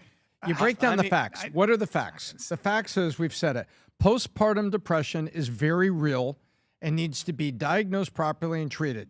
Fact. She was doctor shopping for medications. Yeah. That's a fact. We have found it. Fact. She was overprescribed SSRIs. Fact. Next fact. What was in her system, as I said, Rick James may have been a junkie, but he wasn't high as a kite when he died, right? Yes. You know what I'm saying? Yes. Both can be true. Yep. Okay, and I take you back to the world of funk.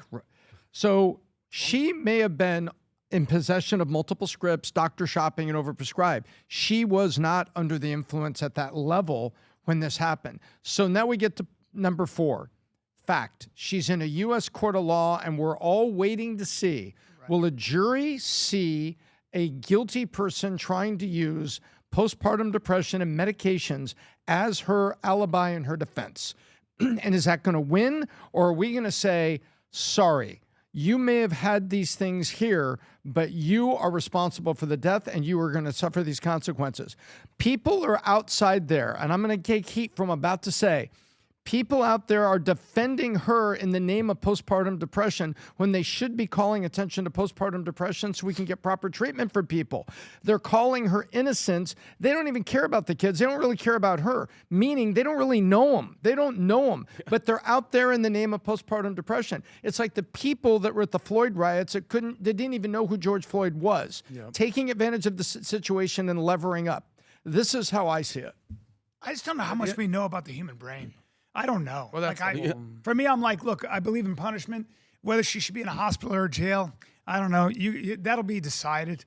I just don't think we have the expertise to really know. I think we're going to find in 20 years, 30 years that we know about the brain. People have psychotic breaks, and we would say, oh, man, she had that thing that we can now isolate, maybe, which will throw punishment into a whole new realm.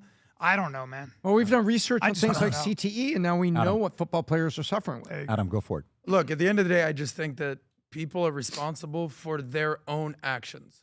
There's a lot of people that are going to make excuses. Yeah. Well, it's like, can we show that picture of the 3 kids again?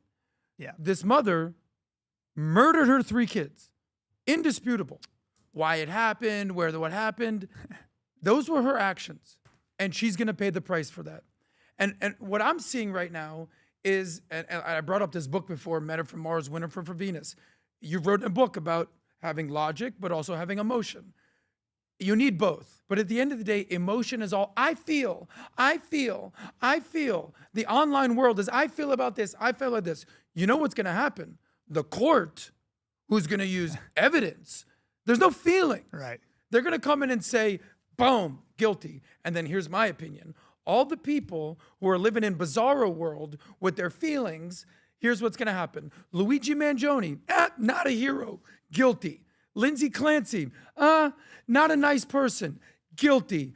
Oh, who killed Charlie Kirk? Yeah, it was actually Tyler Robinson. It wasn't BB. Right. It wasn't Erica Kirk. Right. Exposed. All these ridiculous, I feel theories are going to get boom, boom, boom exposed. That's my opinion.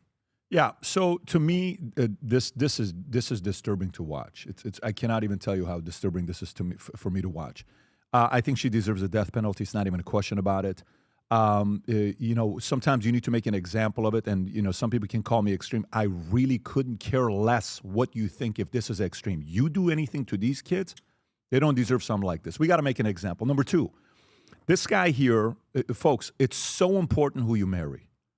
It is so important who you marry. Yesterday, Tony Robbins was here a couple days ago, and Tony and I, Anthony, who does a great job with VT Gen Z, he chooses the questions. We never know what questions this guy's going to ask us. Just so you know, there is no prep. He just asks you the question. I'm sure he's going to do something with you afterwards. You'll see what happens, what the experience is like.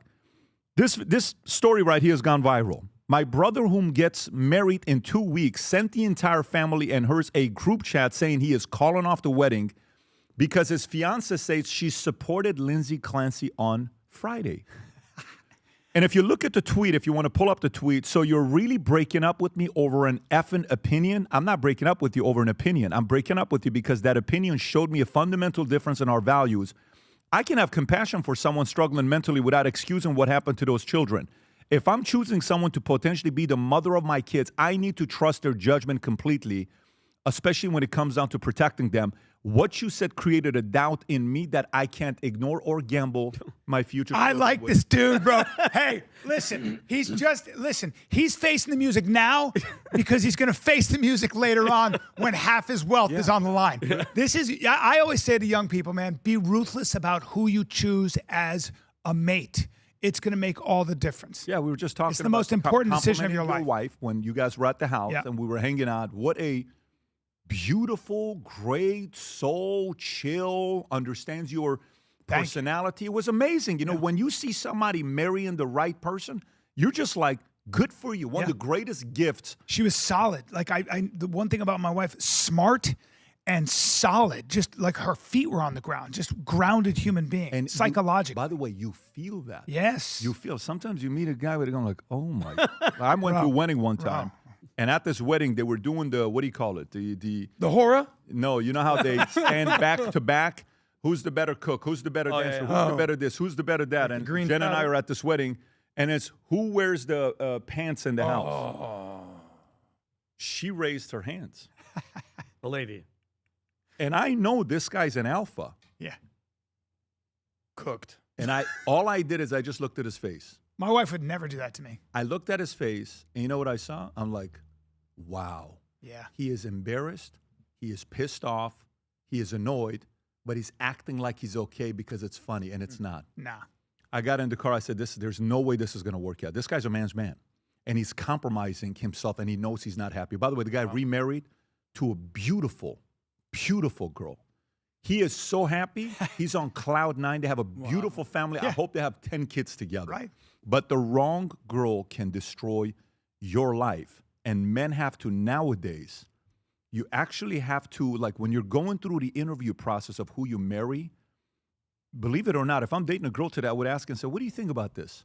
Oh, yeah. These are the case study types of, like, when I'm interviewing guys for certain jobs, you know what kind of questions I ask? I ask case study questions.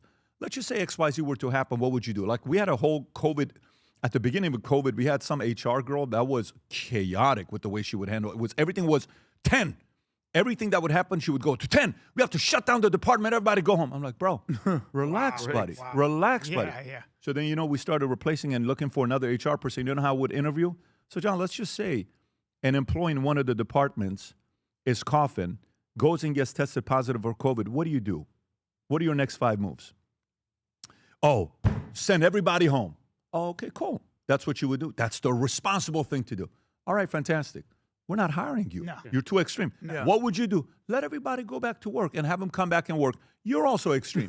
What do you think we should do? Well, number one, I would ask that person to not come to the office, take a week off. This is at the peak of COVID. Yeah. Then I would go tell the departments that are there with them, and I would let them know to go take the test right now. If they test positive, stay home. Then I would go to all the other employees one by one. If they were at all in interaction with this person during lunch or anything, I would say, if you were, please go take the test.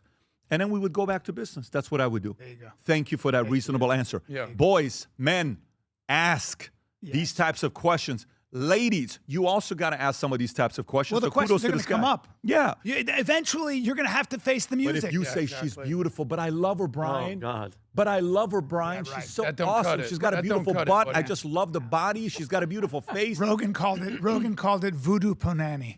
All right, let me get to the next story. I'm going to go to the next story on what we have here. Next story I want to get into is Dolly Parton and Jelly Roll, both A-listers, 2 different approaches, and I want to show you both of them. Let's start off with Dolly Parton. Obviously, legend, lost her. I remember listening to Jolene in Iran. I don't know if you guys remember the Jolene song. One of the great songs. Yeah, one of the greatest songs. I played it for the kids yesterday. Covered by the White Stripes, too. Was it really? Oh, yeah. I didn't know that. Amazing. Jack White. Jack White sings that I didn't know song. that. I didn't know His that. best song he's ever sung. So anyway, Dolly Parton, everybody's like, wow, she was this and she was that and she was this and she was that. I just want to show you a clip.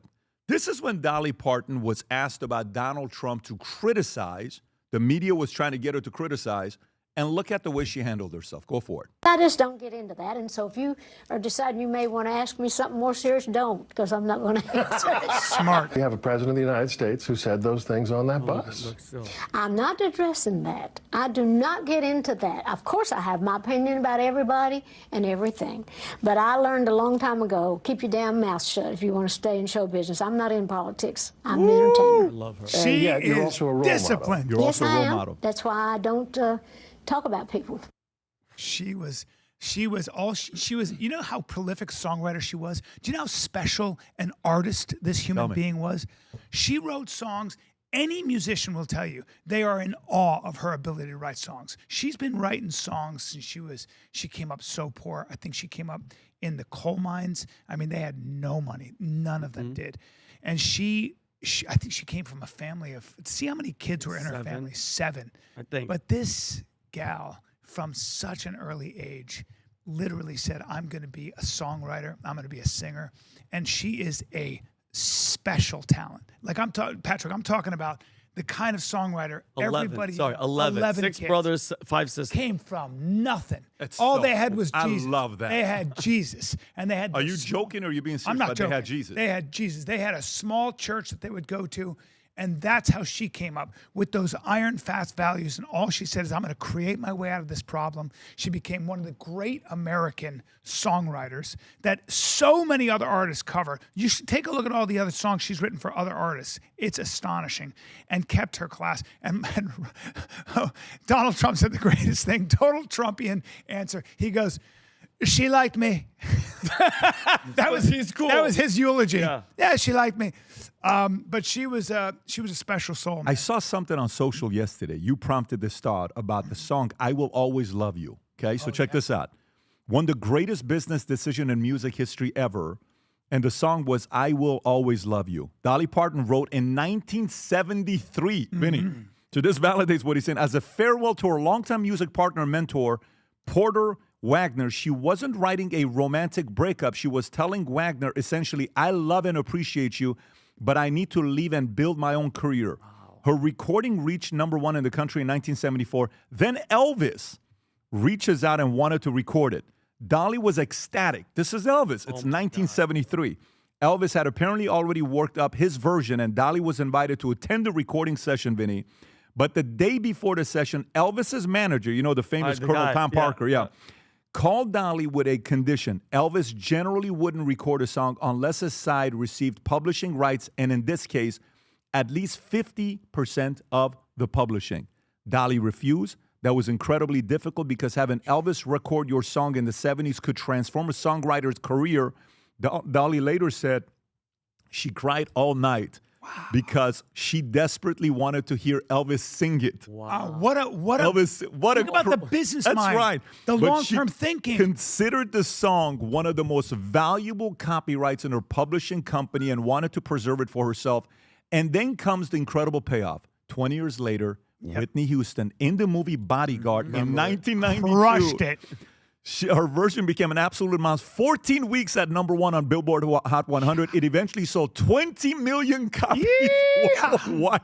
Oh, that's so It much became money. one of the most successful singles ever recorded by a female artist. Dolly still owned the publishing rights till the day Think about she how passed amazing away. she is. What a great that was flip. so unheard of back then. Wow. So For a female, for a female. That's it. And by the way, 1973, how old is she in 73? That's 53 years, right? Yeah. So she died at 80. She died at 50, 80. 27 years old. 27 years old. Wow. By the way, And the Elvis kid- died a year later. I think Elvis died in 74. Yeah, he did. What year did Elvis die? 1974. Is it 74? Or was it 77? I think it was, Can you type what year Elvis died? I think it was 1977. 77. You're right. He died 77. Yeah, pretty wild. So to piggyback on Brian, so 14 people in the family lived in a one-room cabin in Smoky Mountains. The cabin had no electricity, no indoor plumbing. For her childhood, they had to use the outhouse. They drew water. All the children shared beds. And she told stories about the family sometimes paying doctors with food, including a sack of cornmeal after her birth. Her mother had the first child at 15 years old. She tells a great story about her mother crying because she couldn't get, she had to give they had little grab bags at church during Christmas, and her mom didn't get one. And she saw her mom crying. And she said, I'll give you my mom. Her mother just suffered, long-suffering woman, but she loved her mother so much. She's telling a story and crying over it. I love her. Oh, By the way, she's gorgeous. She's beautiful. God. She's Look as at that American photo. as apple pie. Look at her. And she's the best America has to offer. You want to talk about a story about potential? It's her. It's beautiful. Yeah, seriously, look at that picture right there, Vinny. It's like Anna Nicole Smith without all the. She's gorgeous. It looks With a like sense of AI, humor, too. With a sense of humor and personality. Yeah. Let me tell you something about Dolly Parton. I think she's the last of her kind. And because I think the political landscape has changed so much. A lot of what we're talking about is that she was apolitical. You know that she turned down the Medal of Freedom 3 times. She goes, I don't even want to go to the White House. Wow. I don't even want to deal with this. One of my favorite quotes that she said, she goes, listen, I made a lot of money, but I don't count my money. I count my blessings. And I praise the Lord above. I was like, here you go, Dolly, with your bad self. But let me She tell stayed close to God, bro. Of course. Like, for real. Let me tell you who the exact opposite of Dolly Parton is. And I'll give you a reason why. Is this guy Jelly Roll. Now, you can make the argument that it's literally Taylor Swift, who's basically abandoned her country base to go pop culture. But this guy Jelly Roll, he's the best. He's my friend. well, now he's about to be the worst, homeboy. No, dude, he's awesome. Let me give you my theory. Go on. And let me tell you why. Did you see him on Kimmel? Yeah, so what? He made some jokes about President Trump. Okay. If you can't criticize your president, you're not an American. You can criticize Trump all you want, but let me tell you something, buddy. Let me tell you, Dolly Parton, I'm going to use a drink joke right here. You could use this in your set. Dolly Parton aged like a Tonight, Miami Improv. Yeah. Tomorrow, Miami Improv. Brian, Sunday, Miami Improv. Adam's jokes Come see going me. through Brian. Take my jokes. Well, Dolly You Parton. know, it's great that Adam thinks very highly of himself with his ability with jokes. You have to respect This that. isn't a joke. It's love truth. it. I love it. Here's what I want to say about Dolly and your boy Jelly Roll. I don't know Jelly Roll like that. I don't know. I guess he's got some songs, whatever. But I've done some research. Dolly Parton aged like a fine wine, gracefully, beautiful, likable. This guy Jelly Roll, he is the country version of Bud Light. You're out of your mind. What do I mean? He's abandoned his fans and his base and the country music that loves Trump to appease the Jimmy Kimmel audience. Did we not learn the lesson from Bud Light? Adam, he's joking. He's making a joke. Okay. You know what I'm saying? Why don't we do this? I don't think he's. Hang on. Play the clip. So here's what it is. And folks, let's run a poll. Hang on. Yeah. Let's run a poll and say when too far, everything's on the line. Nothing wrong with his joke. Just simple. Those two. Go for it. Well, Mr. President, from one fat pig to another, take it from me that physical fitness is very important. And trust me, you'll be happy to see your penis again. You think think that's a good joke, Brian? I do. Look, You're coping. Let's see what the audience says. This is good. Let him finish. Here, y'all. The first time I seen mine recently, I was surprised at how cute it was. It kind of looked like a little Labubu doll. First of all, somebody wrote that for him. You should not laugh that hard at my penis. So wait, hold on. So a couple things about Jelly Roll. Have the other clip the next day. We'll come to it. Somebody who knows him, and I know a lot of people that spend a lot of time with him. Yeah. There's no better person. He's the nicest human being, and so just look at him. He looks like a great guy. Adam, so let him talented. speak. Adam, you're so off on this. I can't tell you. You couldn't be more off. The last guy you want to go bat on is Jelly Roll. He is such a generous, incredible human being. So talented, and he was that way before he was famous, and he's that way now. I'm just telling you, as somebody who knows him, I can't defend him more. He made one joke about Donald Trump. He said, as one fat pig to another. So he's being self-deprecating. Okay. You're that sensitive about Donald Trump? You're protecting Donald Trump? I'm actually not protecting Donald Trump at all. I'm calling Jelly Roll the Bud Light. I'm not I haven't criticized him once. Yeah, you have. I'm criticizing his decisions. I don't know anything about him. Let me do this. Hang on. Let me play the clip and then go. So this is the next day because he did it twice. So he got all this pushback from MAGA voters who were not happy about his joke. And then here's what he said the next day. Go for it. What a turn of events. Who would have guessed I'd get in more trouble with the president than Rosie O'Donnell? I love you, Rosie. Thanks for having my back today, baby. Some folks online were upset that I didn't treat the president with reverence and dignity. But I want to remind y'all that I go by the name Jelly Roll. I don't even treat myself with reverence and dignity.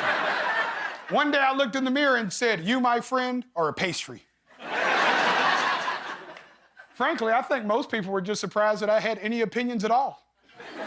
They see a guy that looks like me and assume the only opinion I have is whether I prefer my meth crystal or classic. Love it. He's great. And just a quick little note about him for a sec. Did he make the comment about, I don't really care what you think? Now, let's be honest for a second. Any U.S. president should be able to handle a few jokes, right? Yes. They should also be able to handle gas prices, health care, and the occasional international conflict. But beggars can't be choosers. Look, y'all, I get it that some people are mad at me for goofing on Trump. But if you wanted me to make jokes about Kamala Harris, you should have voted for her. Not a bad joke. I think you're blinded by your friendship with him. No, I don't know him at all, who threatened to and stop I'm just listening being to my music. dead ass on it. Hold on. Here's the other thing. How well do you know him? I know him well enough. I've known him for years. But the average person doesn't know him at all. I know, but so your personal opinion, frankly, my friend. So where are you at, though? Tell me what, because your tiebreaker is going to be Vinny. Okay, in a minute. So, Vinny, a lot of pressure on you, and I hope you stick to your bones. One caveat. To what you think it is. One caveat. Oh, I'm already He loves right. He loves stand-up. And so Jelly's always loved stand-up. So he would come to stand-up like when I was in. I'm sure he's the bottom line. The bottom line is he loves stand-up. So he's probably nervous. Somebody wrote these jokes. He's trying to do stuff. All I see is a guy actually making good jokes, making fun of himself, saying something that is not at all politically charged, even a little bit. I love that he's making fun of Trump. I love that comedians make fun of comedians. This makes me want to make, So this is the part. This is the part I want you to listen to. Go for it. Those who threatened to stop listening to my music based on my comments last night, I just want to say with conviction, go right ahead, because I'm going to keep speaking my truth or my name isn't Post Malone. All right, go ahead. It's great. Look, it's great. I'll give the disclaimer. I'm sure he's been through some stuff. He seems like a great guy, lost a lot of weight. This is zero personal. I'm calculating the business decision. You went on Jimmy Kimmel. Oh, you're saying it's a bad decision. Horrible business decision. I'm with horrible business decision. And let me explain why, because you think that I'm attacking him. Right. I'm attacking his decisions. And this is the reason that I call Jelly Roll the Bud Light of country music, is because he's abandoned his base. What percentage base do you think is country, literally country MAGA. Music, Trump, MAGA? I would say 80, 90%. For a Jimmy Kimmel woke audience. And it wasn't just the bad that Jimmy Kimmel took a night off. They had Rosie frickin' O'Donnell the night before. So you're basically saying, I'm gonna make a business decision. I'm gonna abandon my country base, and I'm gonna go after Kimmel's audience. And just like Bud Light, your base is gonna be like, you know what, Jelly Roll?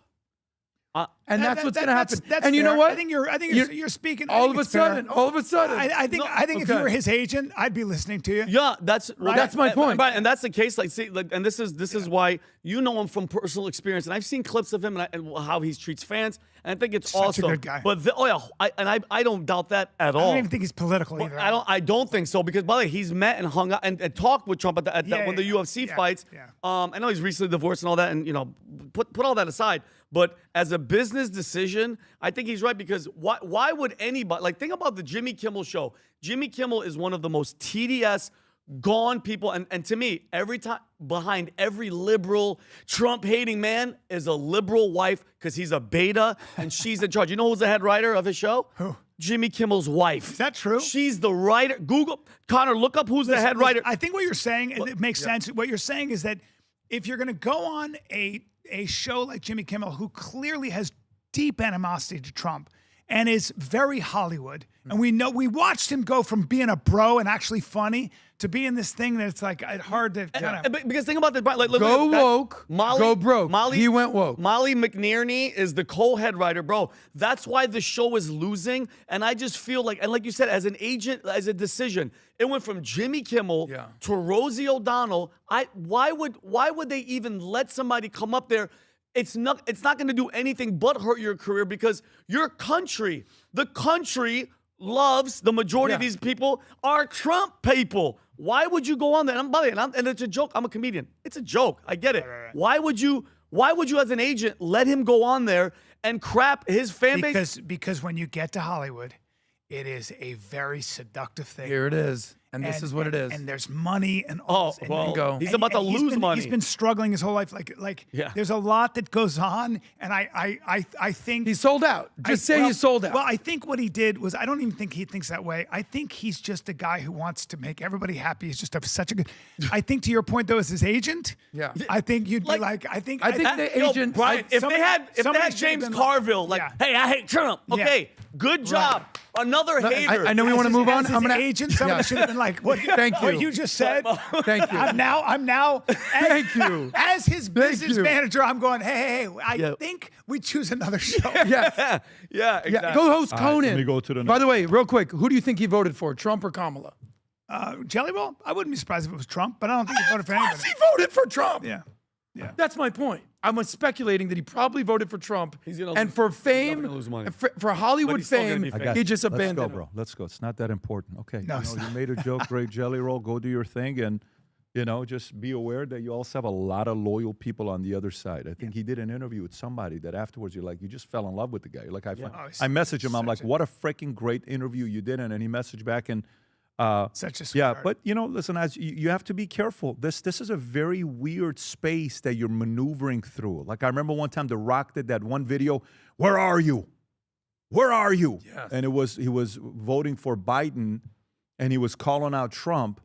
And I'm like, that's a weird video. And then he's like, dude, I'm not doing any of this political bullshit again moving forward. He learned from his mistake and he stepped away. And by the way, Rock is probably a.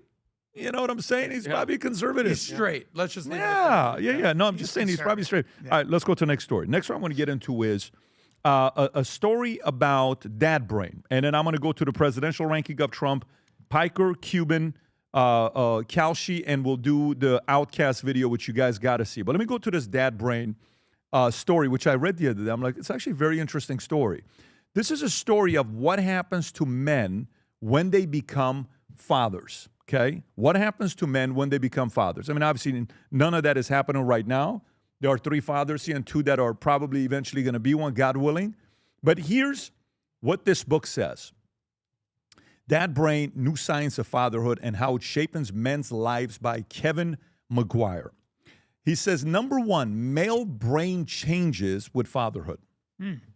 Men experience measurable neurological changes when they become actively involved fathers. Brain systems associated with empathy, vigilance, attachment, planning, and caregiving become more engaged. In other words, nurturing isn't exclusively a maternal biology. Fathers, men become nurturing and protecting. Number 2, hormones change. Fatherhood can alter testosterone, oxytocin, cortisol, and other hormones, testosterone often declines somewhat. Highly involved fathers, while bonding-related systems become more active. These changes may shift men from competition and mating toward protection and caregiving. All right. 3, involvement matters. Simply having a child isn't the whole story. The more time a father spends holding, feeding, comforting, playing with, teaching, and caring for the child, the more those caregiving systems are reinforced. Fatherhood is partly biological, but it's also somewhat men practice themselves into. Children change fathers, and fathers change children. The relationship works in both directions. Children influence their fathers' brains and behavior, while engaged fathers can influence children's emotional regulation, confidence, social development, risk-taking. Number 5, fatherhood reshapes identity. Many men experience a profound transition from thinking primarily about themselves and their ambitions to thinking about legacy, responsibility, protection, and meaning. 6, fathers struggle too. New fathers can experience anxiety, depression, isolation, relationship stress, sleep deprivation, and feeling of inadequacy. And last but not least, there isn't one correct way to father. The science challenges the stereotype that fathers must behave like mothers to be valuable. Fathers can bring different form of play, challenge, exploration, discipline, humor, and calculated risk that can complement maternal parenting. Tom, do you agree with this? Well, he's claiming he's got a study. He's claiming he's really dove into it. So I don't want to challenge his data, and I'm not going to. But I will say this. You know, once you have kids, there is a sense of protection. You're more aware, I think, of the things that are going on in the world, especially with girls. And so is that a chemical change in my brain, or is that a natural, just a natural response to me going from being a guy to being a husband to being a father biologically to being a dad in all senses of the word. And so being protective. In motorsports, it's really classy. It's classic. They will say that when a guy loses a couple tenths or he loses a little guts, they'll say, well, the phone rang. He's a dad now. He's not racing the way he did when he was 28 before his kids were born. Formula One drivers have said that about each other. And says, I can take a little bit of different chance here. Not suicidal, but I don't think he will, because now that he's got kids, he's become a slightly different driver. And so I see it through those lenses because I'm familiar with that sport quite a lot, and I have seen it. And the drivers deny it. I'm the same guy I was. I'm just competitive I won. And people say in certain circumstances, maybe, maybe not. But I think there is a change. Can I validate that it's a chemical change and everything that happened to me? I don't think so. But I'm more protective, aware, and I wanted to be a great dad and make sure that I was there and provided education. And so there's different things I was thinking about that I never even considered when I was merely a husband, or even before I was married, but I was an uncle. Yeah, and by the way, the story you're talking about is of Alonso was going up against Schumacher, and he said, I knew I would overtake him. I knew he would break because he has a wife and 2 kids at home. Damn, that's true, though. Because what happens is when you have children, I got 4 kids, your provider protector part of your brain takes over all the other stuff. So I was with a bunch of guys, guys who were kind of single, 40, and just talking about all the life. And I thought to myself, there's none of that in my brain. All I'm constantly thinking about is I got the 2-year-old, 4-year-old, I got the 15-year-old, got the 18-year-old in college.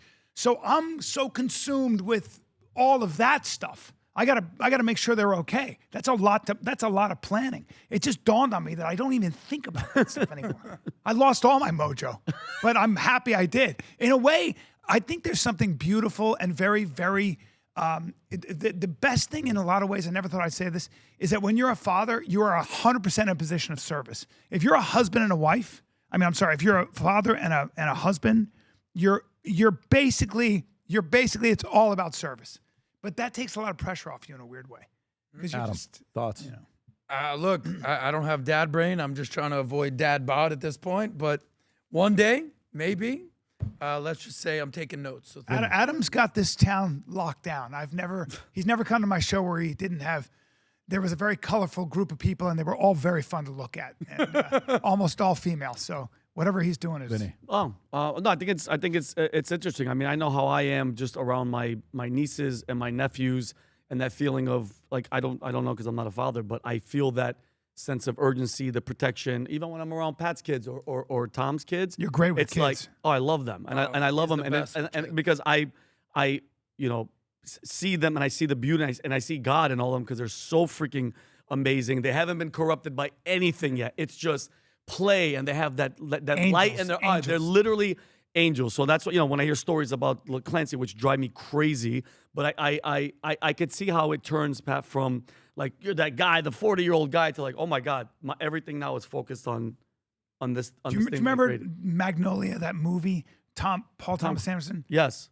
And what's his name? The character says, "It is not a mistake to confuse angels with children." Was it Philip It Seymour was so Hoffman? beautiful. No, it was the other guy. I know who you're talking The guy on whatever it's called, but it was such a powerful movie. It's like, it's true. He had braces on. I know He's you're like, I know you're talking about. Angels and children are kind of the same thing. By the way, it is very true. But I want to show you this clip because go for it, play this clip.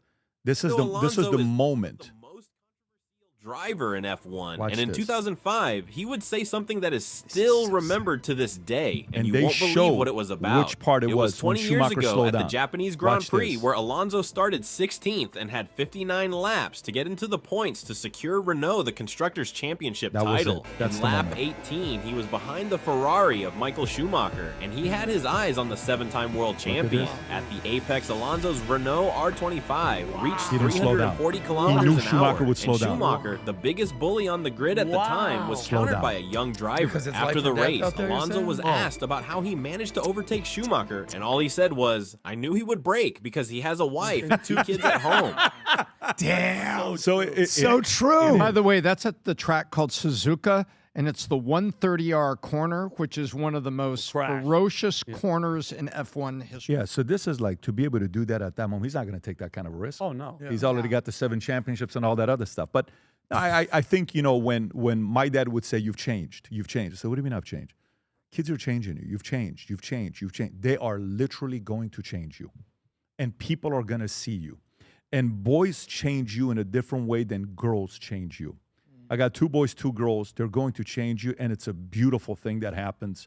And it's a show for everybody around you that they see you go through it. It's entertainment for the people around you that witness this reality taking place. All right, let me get to the next story. By the way, how do the boys change you versus the girls change you? Listen, I'm writing a book right now on fatherhood. We don't know when it's going to come out, next year, 2 years, 3 years. But one of the things is that every one of us, men especially, as you age, you're trying to be a man, but you're a 46-year-old still acting like a little boy, and you don't even know it. Your self-esteem score is super high. You're 32 years old, and you're still thinking about, but I don't want to give up the partying, but I don't want to give up this, and you're still the boy of, that's not, you better do something. You still have all those boy tendencies. Let me tell you, when you have a boy, they're either going to force it out of you or you will be exposed. You don't have a choice. You will be exposed. People are going to see that you're either going to become a man. So imagine like you were a 16-year-old boy. You're a 27-year-old boy, man. You're a 35-year-old boy, man. But maybe at 17 years old, you were 90% boy, 10% man. Maybe at 28 years old, you're 70% boy, 30% man. Maybe at 36 years old, at 40% boy, 60% man. But even that 40%, it'll be forced out of you. Because you're like, you're giving kids advice on what to do and you're not even listening to yourself. Yeah. You're like, wait a minute, how are you trying to shape somebody else when you're a hypocrite? So you're constantly going to be pressured with hypocrisy of your own self. And that's like, yeah, but I'm different. But let me tell you, but he's got to learn from the mistakes and I'm not accountable to it, but it's for him because I want him, but I can get away with these. No, you can't, bro. It is gonna just go bam, bam, bam, and you're either gonna say, you know what, I don't want to give up being a boy, or no, man, I want to be a man. You're gonna go through it. None of us are free from it. How did the girl change you? Oh, it's like glass. It's like crystal. It's like delicate. Like we went to a restaurant the other day, and I said this story a little bit. Senna says that man is looking at me to mom. Mom whispers it to me that when she went to the bathroom, a guy was looking. I said, wait, what, babe? She's 10 years old. Who was it? But, babe, don't do anything. But it's that guy right there. So all of a sudden, me, Maral, Tikran, and Vinny we're all looking at him like this. The Assyrian mafia. This guy looks at us and he's like, what He doesn't know what the hell's going on. Why are these guys looking at me like that? And we're just like this. Everybody, for like, when I tell you we're looking at him like this for a good minute, he's sitting there, and then the people he's sitting across, probably 55 years old, they start looking at us. And I'm trying to get him, and he was a sketchy guy. How far away are they from you? 10 yards. Oh. Sketchy guy. Wow. And I'm looking at him, and then Senna comes to me and says, Dad, it's probably nothing. He's probably just a fan, and, he's probably just, I said, no, babe, no 25-year-old looks at a 10-year-old for that long. So the entire time, every move the girls made, going to the bathroom, so Vinny's going with them. And we're always strapped, like we're ready if something happens. But, you become overly protective. Interesting. You think you have imagination until you have a daughter. When you have a daughter, your imagination of what you can do to a man that harms your daughter, you will realize how creative we are. And by the way, when they turn teenagers, they want to get away from you. They hate you. But you're just like, what'd I do? What about like the positive attributes of that? No, like you'll kill somebody. You're gonna be.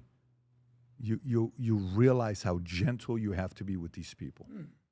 It's gonna force you to become gentle but also you just have to realize, what you did to some girls, other boys are gonna do to your girls too. That's it, dude. And, just I gotta be go, ready. guys. That's it, bro. Bro, so it's like you boys are easier because you can. I might joke, but it's true. It's like boys are easier because I can keep them in line because I can threaten them with violence. It's like, you don't want to do that. How about, would you rather die? He's right. I can't do that with my daughter. As much as he's joking, it's Bro, real. my daughter is 6 years old, gamed the system. She knew I couldn't do it.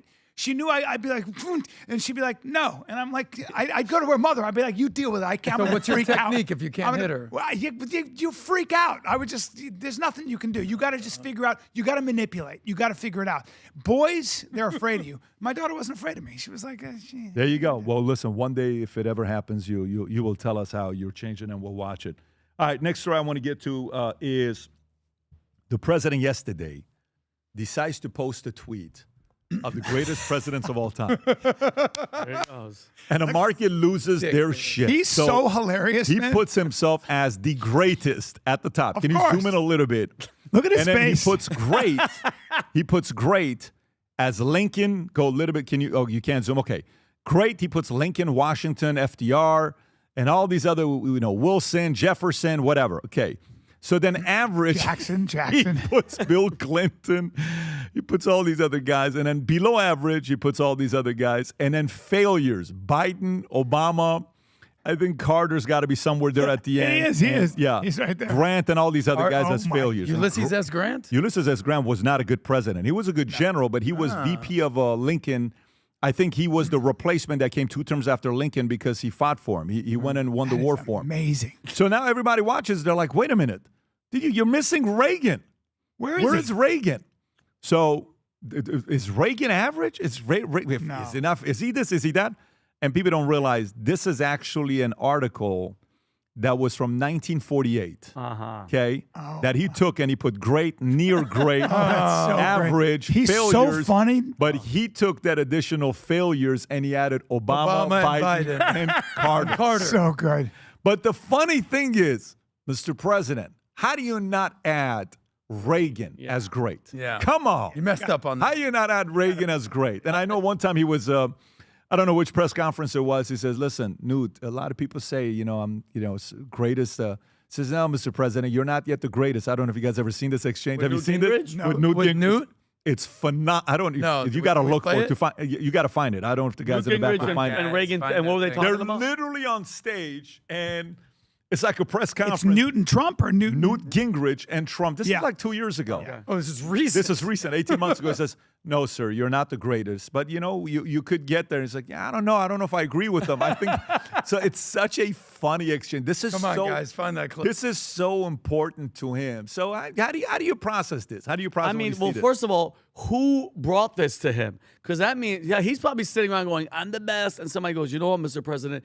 There was a historian's rate that they rated the U.S. presidents. Because then if you think about it, too, because of everything, where would you put Reagan? I don't think it would fit inside. Like I think he would be great. Yeah, I think He he'd be might up. Yeah, but what I'm saying leaving him out was probably Intentional. on purpose. Yeah, yeah. Look, this guy.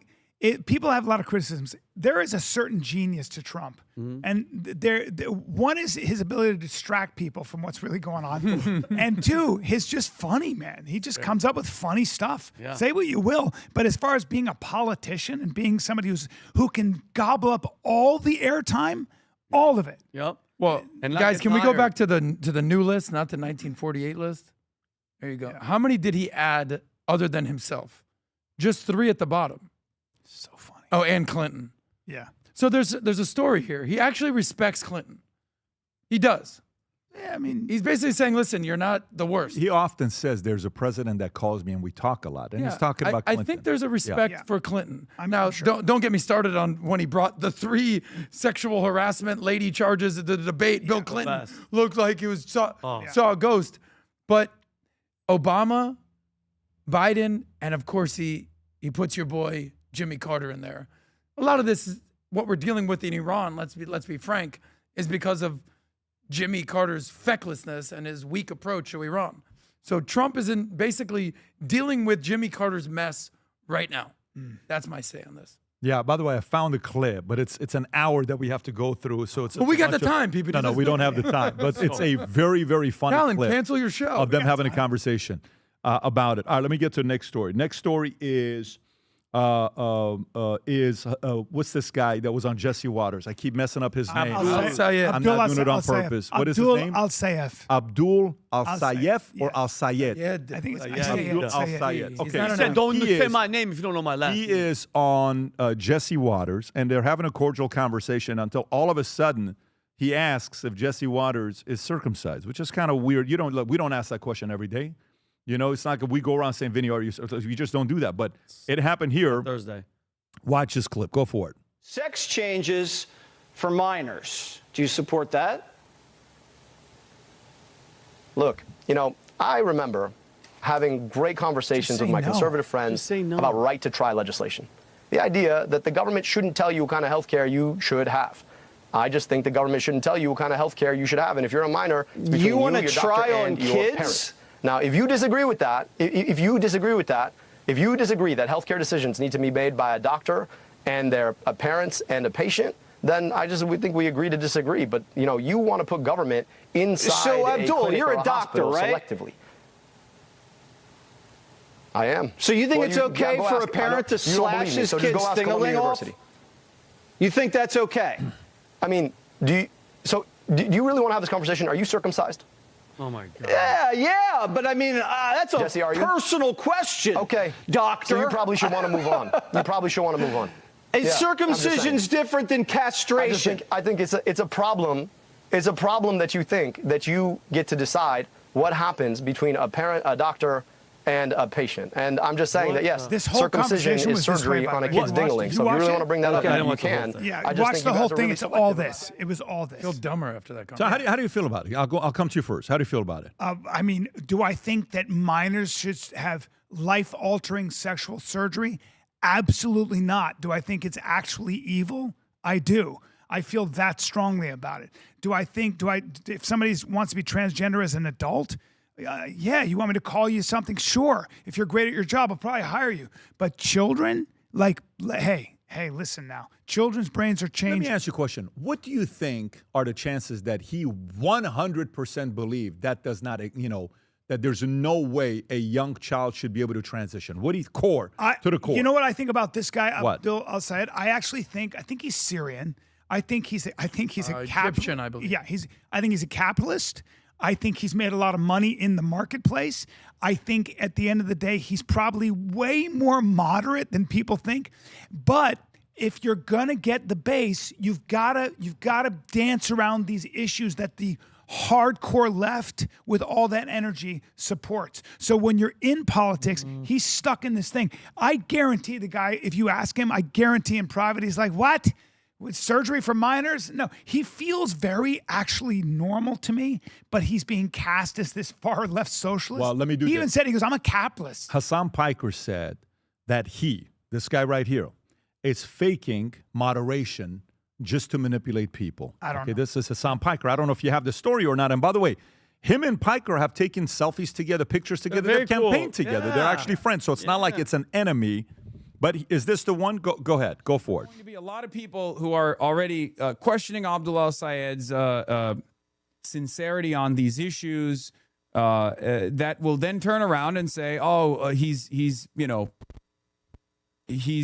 moderating his position on Israel, all this stuff. I don't think he is. Okay. I will say this. I am literally the person that is being dangled. And I'm going to tell you once again, he's not moderating on his perspective on Israel or anything like that. Okay? His reaction to this has always been very good, which is, look, I deal with people that I don't fully agree with and don't fully subscribe to on a daily basis. This is politics. Politics is about addition, Guys, can not we just subtraction. get to the point where he says that? It's smart. It's the right way to deal with it and then deflect back to the issues because they are the ones who are engaging in the deflection. Okay? Okay, so you're saying he said in the beginning that he's just deflecting? Is that what you're saying? Is that kind of how you guys process this? He is saying that he's deflecting, Pat. But and he's saying in what page is that story on? I want to see 12 and 13, page 12 and 13, where he says Hassan Piker brags. So this is Daily Wire that is faking moderation to scam voters. Okay, so maybe they're exaggerating the words and what he said. Twitcher streamers is the only person. I am literally the person that is being dangled, and I'm going to tell you once again, he's not moderating on his perspective. The storm erupted after Piker accused American Jewish institutions of making anti-Semitism worse, warned that supporting Israel violence. The House Majority Hakeem Jeffries called remarks dangerous and anti-Semitic. And a hack who thrives on hate, shock, and awe is what Representative Hillary Scholten said. El-Sayed issued a statement that nobody speaks for his campaign beside me, but refused to drop Piker, calling his infamous America deserved 9/11 remark just a dumb statement. Republican Mike Rogers. Abdul attempt at distancing himself from the violent and hateful rhetoric is the epitome of what a con man does. Tom, where are you at with this? I'll tell you where I'm at. And you said something. You said he was appealing to the base. I agree with you, but I like to change the word, the block. The block. Because the big tent has got a bunch of voting blocks in it. And this shows you how the liberal Democrat big tent makes you look so crazy because you go on interviews and you say things because you're trying to pander or protect each of the voting blocks you've got. That's right. And you've got a bunch of voting blocks that are in the same cardboard box, right? So let's see, we'll put a pit bull puppy in with a couple kittens, probably going to be fine. That's what's happening. And I actually believe what Hassan Piker is saying. He's saying, yeah, he's moderating himself to do this or that. I think he's right. I don't think this El-Sayed, I don't think he's sincere. I do not think we saw that. It was a weird, look how kind of cumbersome the interview was with Jesse. I'm not buying it, Pat. I'm not buying it at all. I think he was pandering to individual blocks, and he is who he has previously said he is, and it shows you the lunacy of the big tent. Because when you're in the big tent and you can't go in and say, I believe in liberty, capitalism, freedom. I'm a Christian, and I believe that life is precious, and that's the foundation on which I stand. You can find all of my feelings about taxes, about federalism, everything growing out of that platform.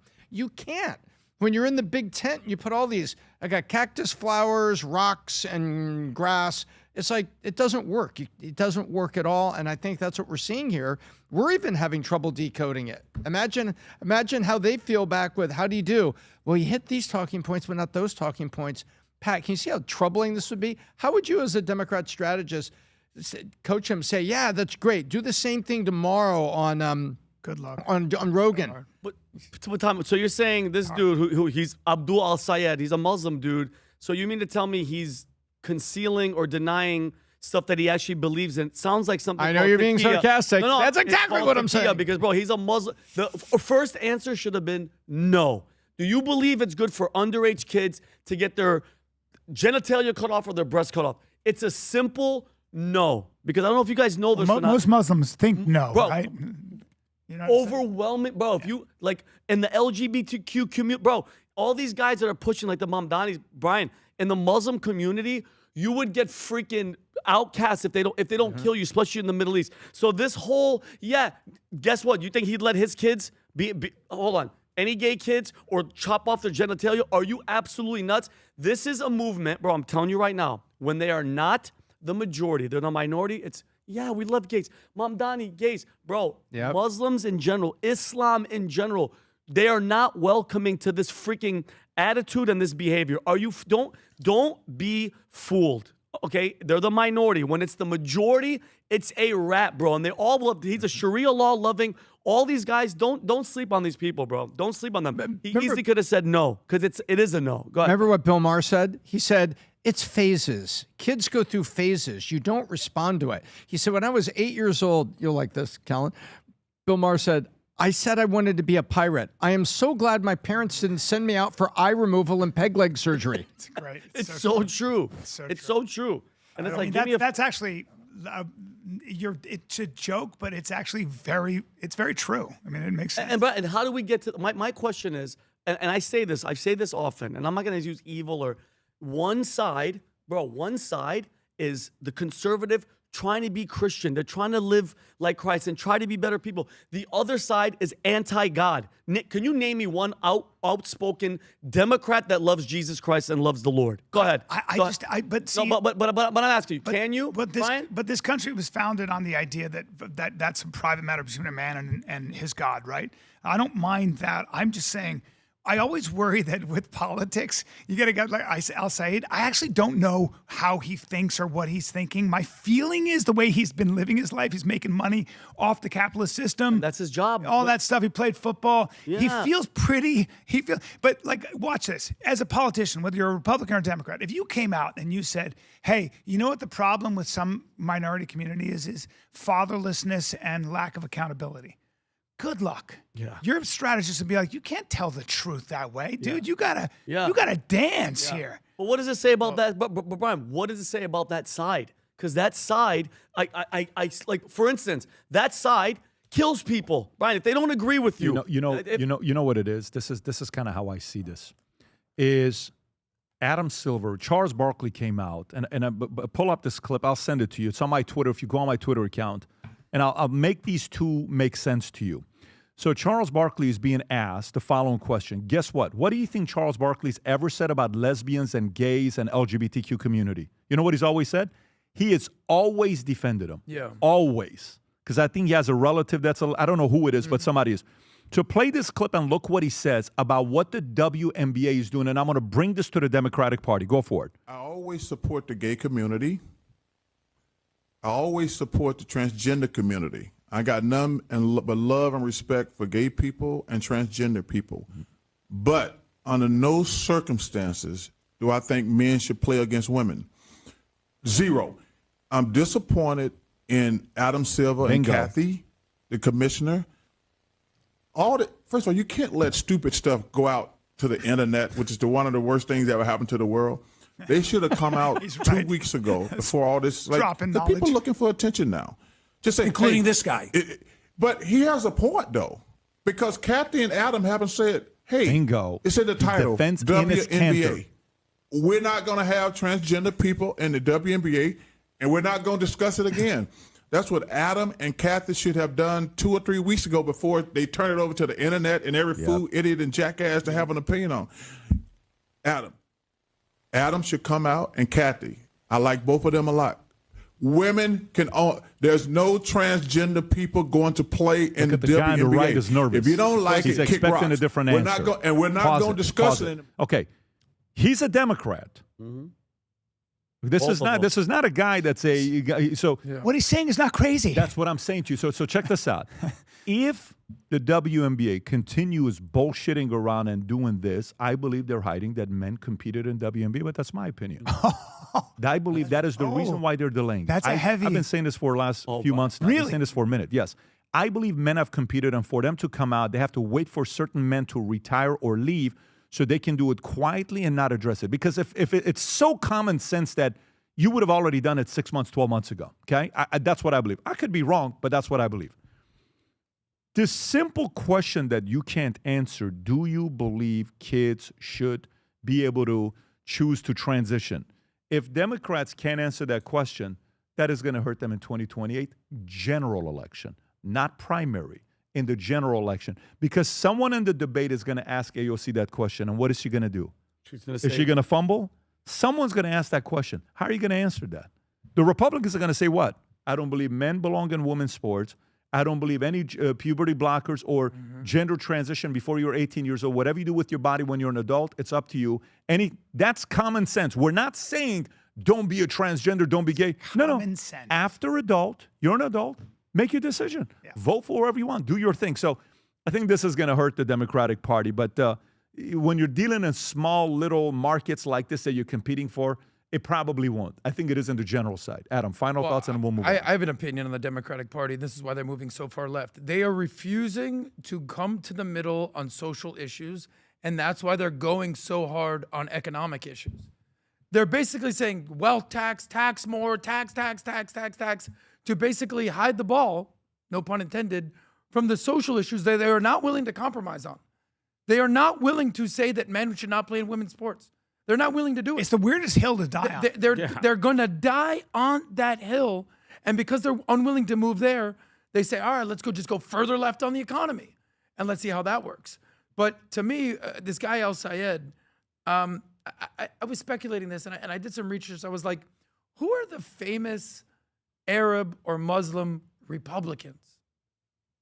And then I was like, why are there none? That is weird. It's a great because they seem like they would be more conservative and more on the Republican side. Which You I think? think? Actually, I think a lot of them are.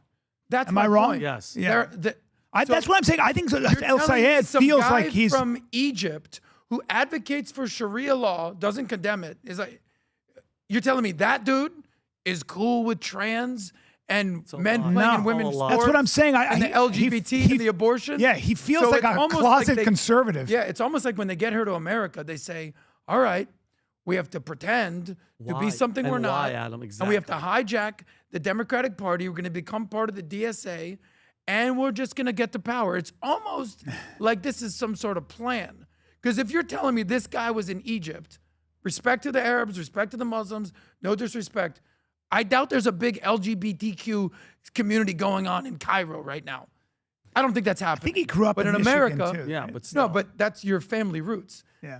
To me, I think they're playing a part, and I just don't see Ilhan Omar doing abortions. Let's see what which I'll have you get them. I'm gonna play this last clip and then we'll wrap up. So here's Andre 3000 from Outkast, whom I love.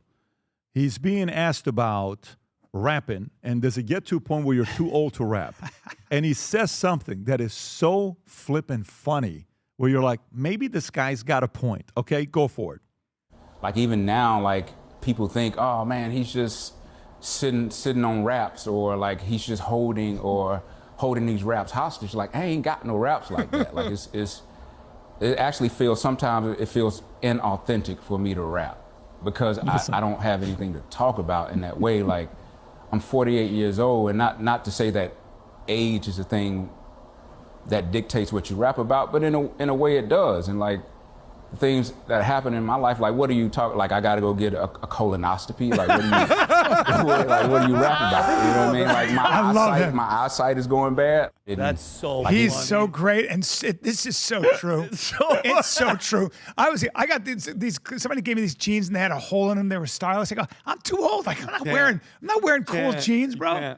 I'm wearing collared shirts now. But you know what? I guarantee you, he could make a sick album just on that, just on fatherhood, just on the awkwardness. He's brilliant. Of a colonoscopy. Brilliant. That would be so, because he could do it. He's if there's brilliant. anybody that could do it, it would be him. That's great. Well, you know who didn't get the memo is Uncle Snoop. Because Snoop's out there. He's still smoking doing weed. his thing. Oh, But he hasn't written a rap song in 30 years now. He's just doing the But same. he's Literally. still getting out there doing his hits. Yeah. By the way, it was just the 30-year anniversary of their first album, AT Aliens. This one right here, 30 years ago. I remember listening to that album in high school. And you, your mama and your cousin too, rolling down the strip on Wall, coming up, slamming Cadillac doors. I meant to do Second something along the way, but anyway, I could see he's so talented. He's so good. Maybe he don't do rap no more. Do the blues. Do some jazz. Don't just hang him up. You're that good. Yeah. I think Big Boy is partner in crime. I think he's still out there doing his thing. All right. He might be. I don't know. Every rapper I've ever worked with, I've worked with some really famous. I did a movie with Ice Cube, and the rappers that have been around for a long time.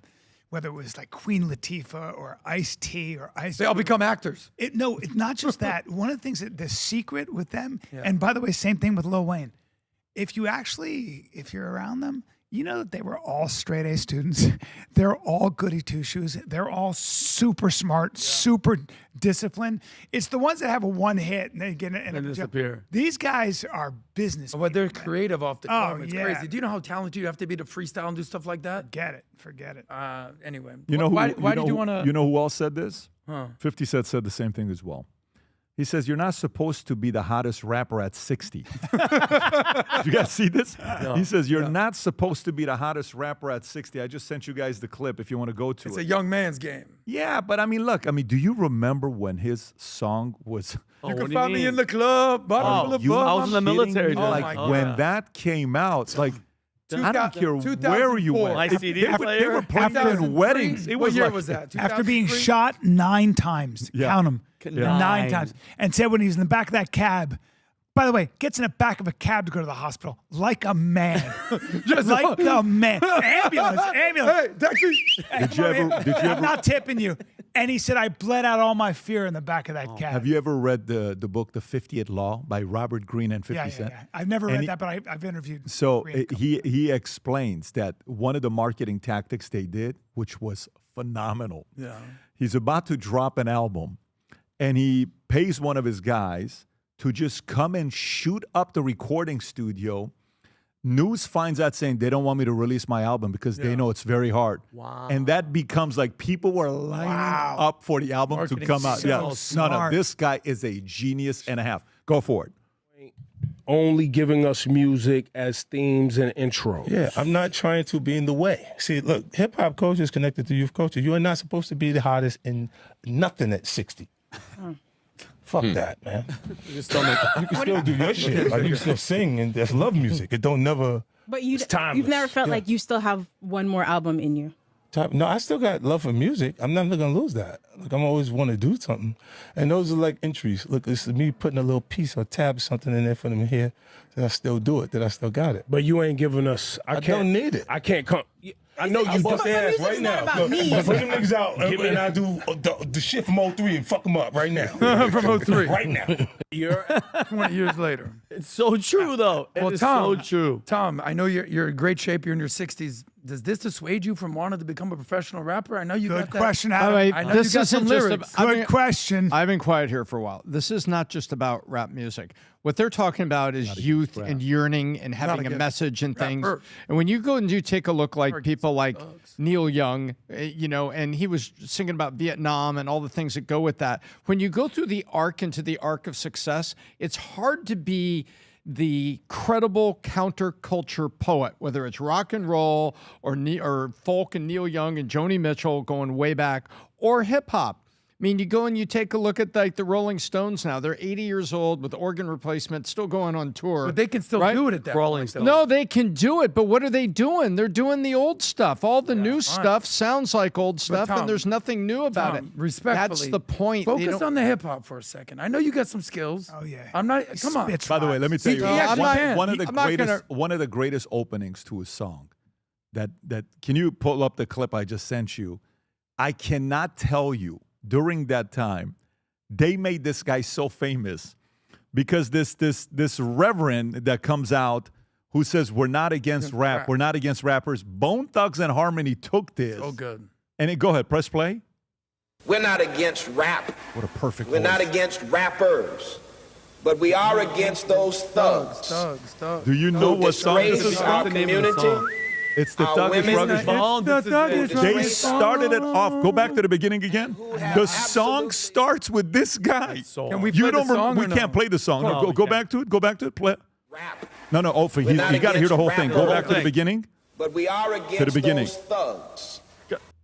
Who? We're not against rap. I didn't realize. We're not against rappers. Oh, this is a real. But we are against those thugs. They opened the flipping song with this. Shout out to Busy Bone Man, and Crazy Bone it was and Bone Thugs and the Harmony. The moment we listen, the moment we get off, Okay. I'm going to play How do you this. not know this song? I know the song. I didn't know that was Cleveland, East 99 Eternal. Yeah, my bad. You know your Nine is- rap, huh? I'm a hip hop. My first job out of college, I was in NBA music. and rap. It's Jewish Pat. hip-hop. Comedy. He listens to Yanni all the time. Don't let him fool you. He's a Yanni guy, old He's school got a Yanni. Yanni tattoo on his back. Yes. Yeah. All right. You know what? I'm going to get you a Garshuk. I got you. You know, it's a hip hop and everything. I mean, I always wonder why we take from our women where we came from our women, and they hate on their women. I just don't understand. Thank that you, about hip-hop. Tupac. Respect to you. All right. The No, one. trying to dap you up. Listen, the one. Take from our women and make with our women. The one- Hey, Tom, the I don't know one- if you know this. The blacker the berry, the sweeter the juice. Oh, damn. I don't know. The one artistic medium that's exempt from age is stand-up comedy, ladies and gentlemen. So that's all I have to say. And where you at? Where do you at? Miami Improv this weekend, baby. Tonight, Okay. tomorrow, and Sunday. 3 days? Tonight, tomorrow, and Sunday. Yeah, Vinny, you Hey, come can by, we you put know the I'm link gonna below? There he is. Put the link below for the schedule. Put it in the chat. Put it in the description. Go support the man in town. Funny as hell. Like I said at the beginning, top 5 scenes in movies that I will watch over and over again. He was one of them. And that's the scene when they go to, you motherfucker. You don't remember me, Andy? I thought this guy was going to eat my dick. Alan, look. Vinny, look at this. Realtors all and improv. comedians always using the 10-year-old picture. I know, dude. I know. I got to Brian get better. actually looks I good. got to get better. All right, gang. Have look a good. great weekend. Oh, by the way, we're not doing podcasts on Monday, right? No podcast on Monday. I don't think we so. don't have we a are. podcast. I don't know if we are. But are we doing it or no? Thumbs up or thumbs down? We're not. No I want podcast on FLB Monday. loafers, man. I want some of these loafers. We're gonna get it for you. We're gonna get it Oh, for you. this Monday. No thought podcast you- Monday. We will be in Las Vegas, and we look forward to seeing all of you guys. But I do think we come back on Friday. But we do have quite a few interviews. Senator Ted Cruz is going to come out. Tony Robbins is going to come out. By the way, this Tony Robbins interview, as good as the first one was, this is 10 times better than the first one. Then we have Sammy Gravano, and I think we got a couple other interviews I forgot that's still coming out, right? That we have in the hopper. Anyways, take care, everybody. Have a great weekend. Bye-bye, bye-bye.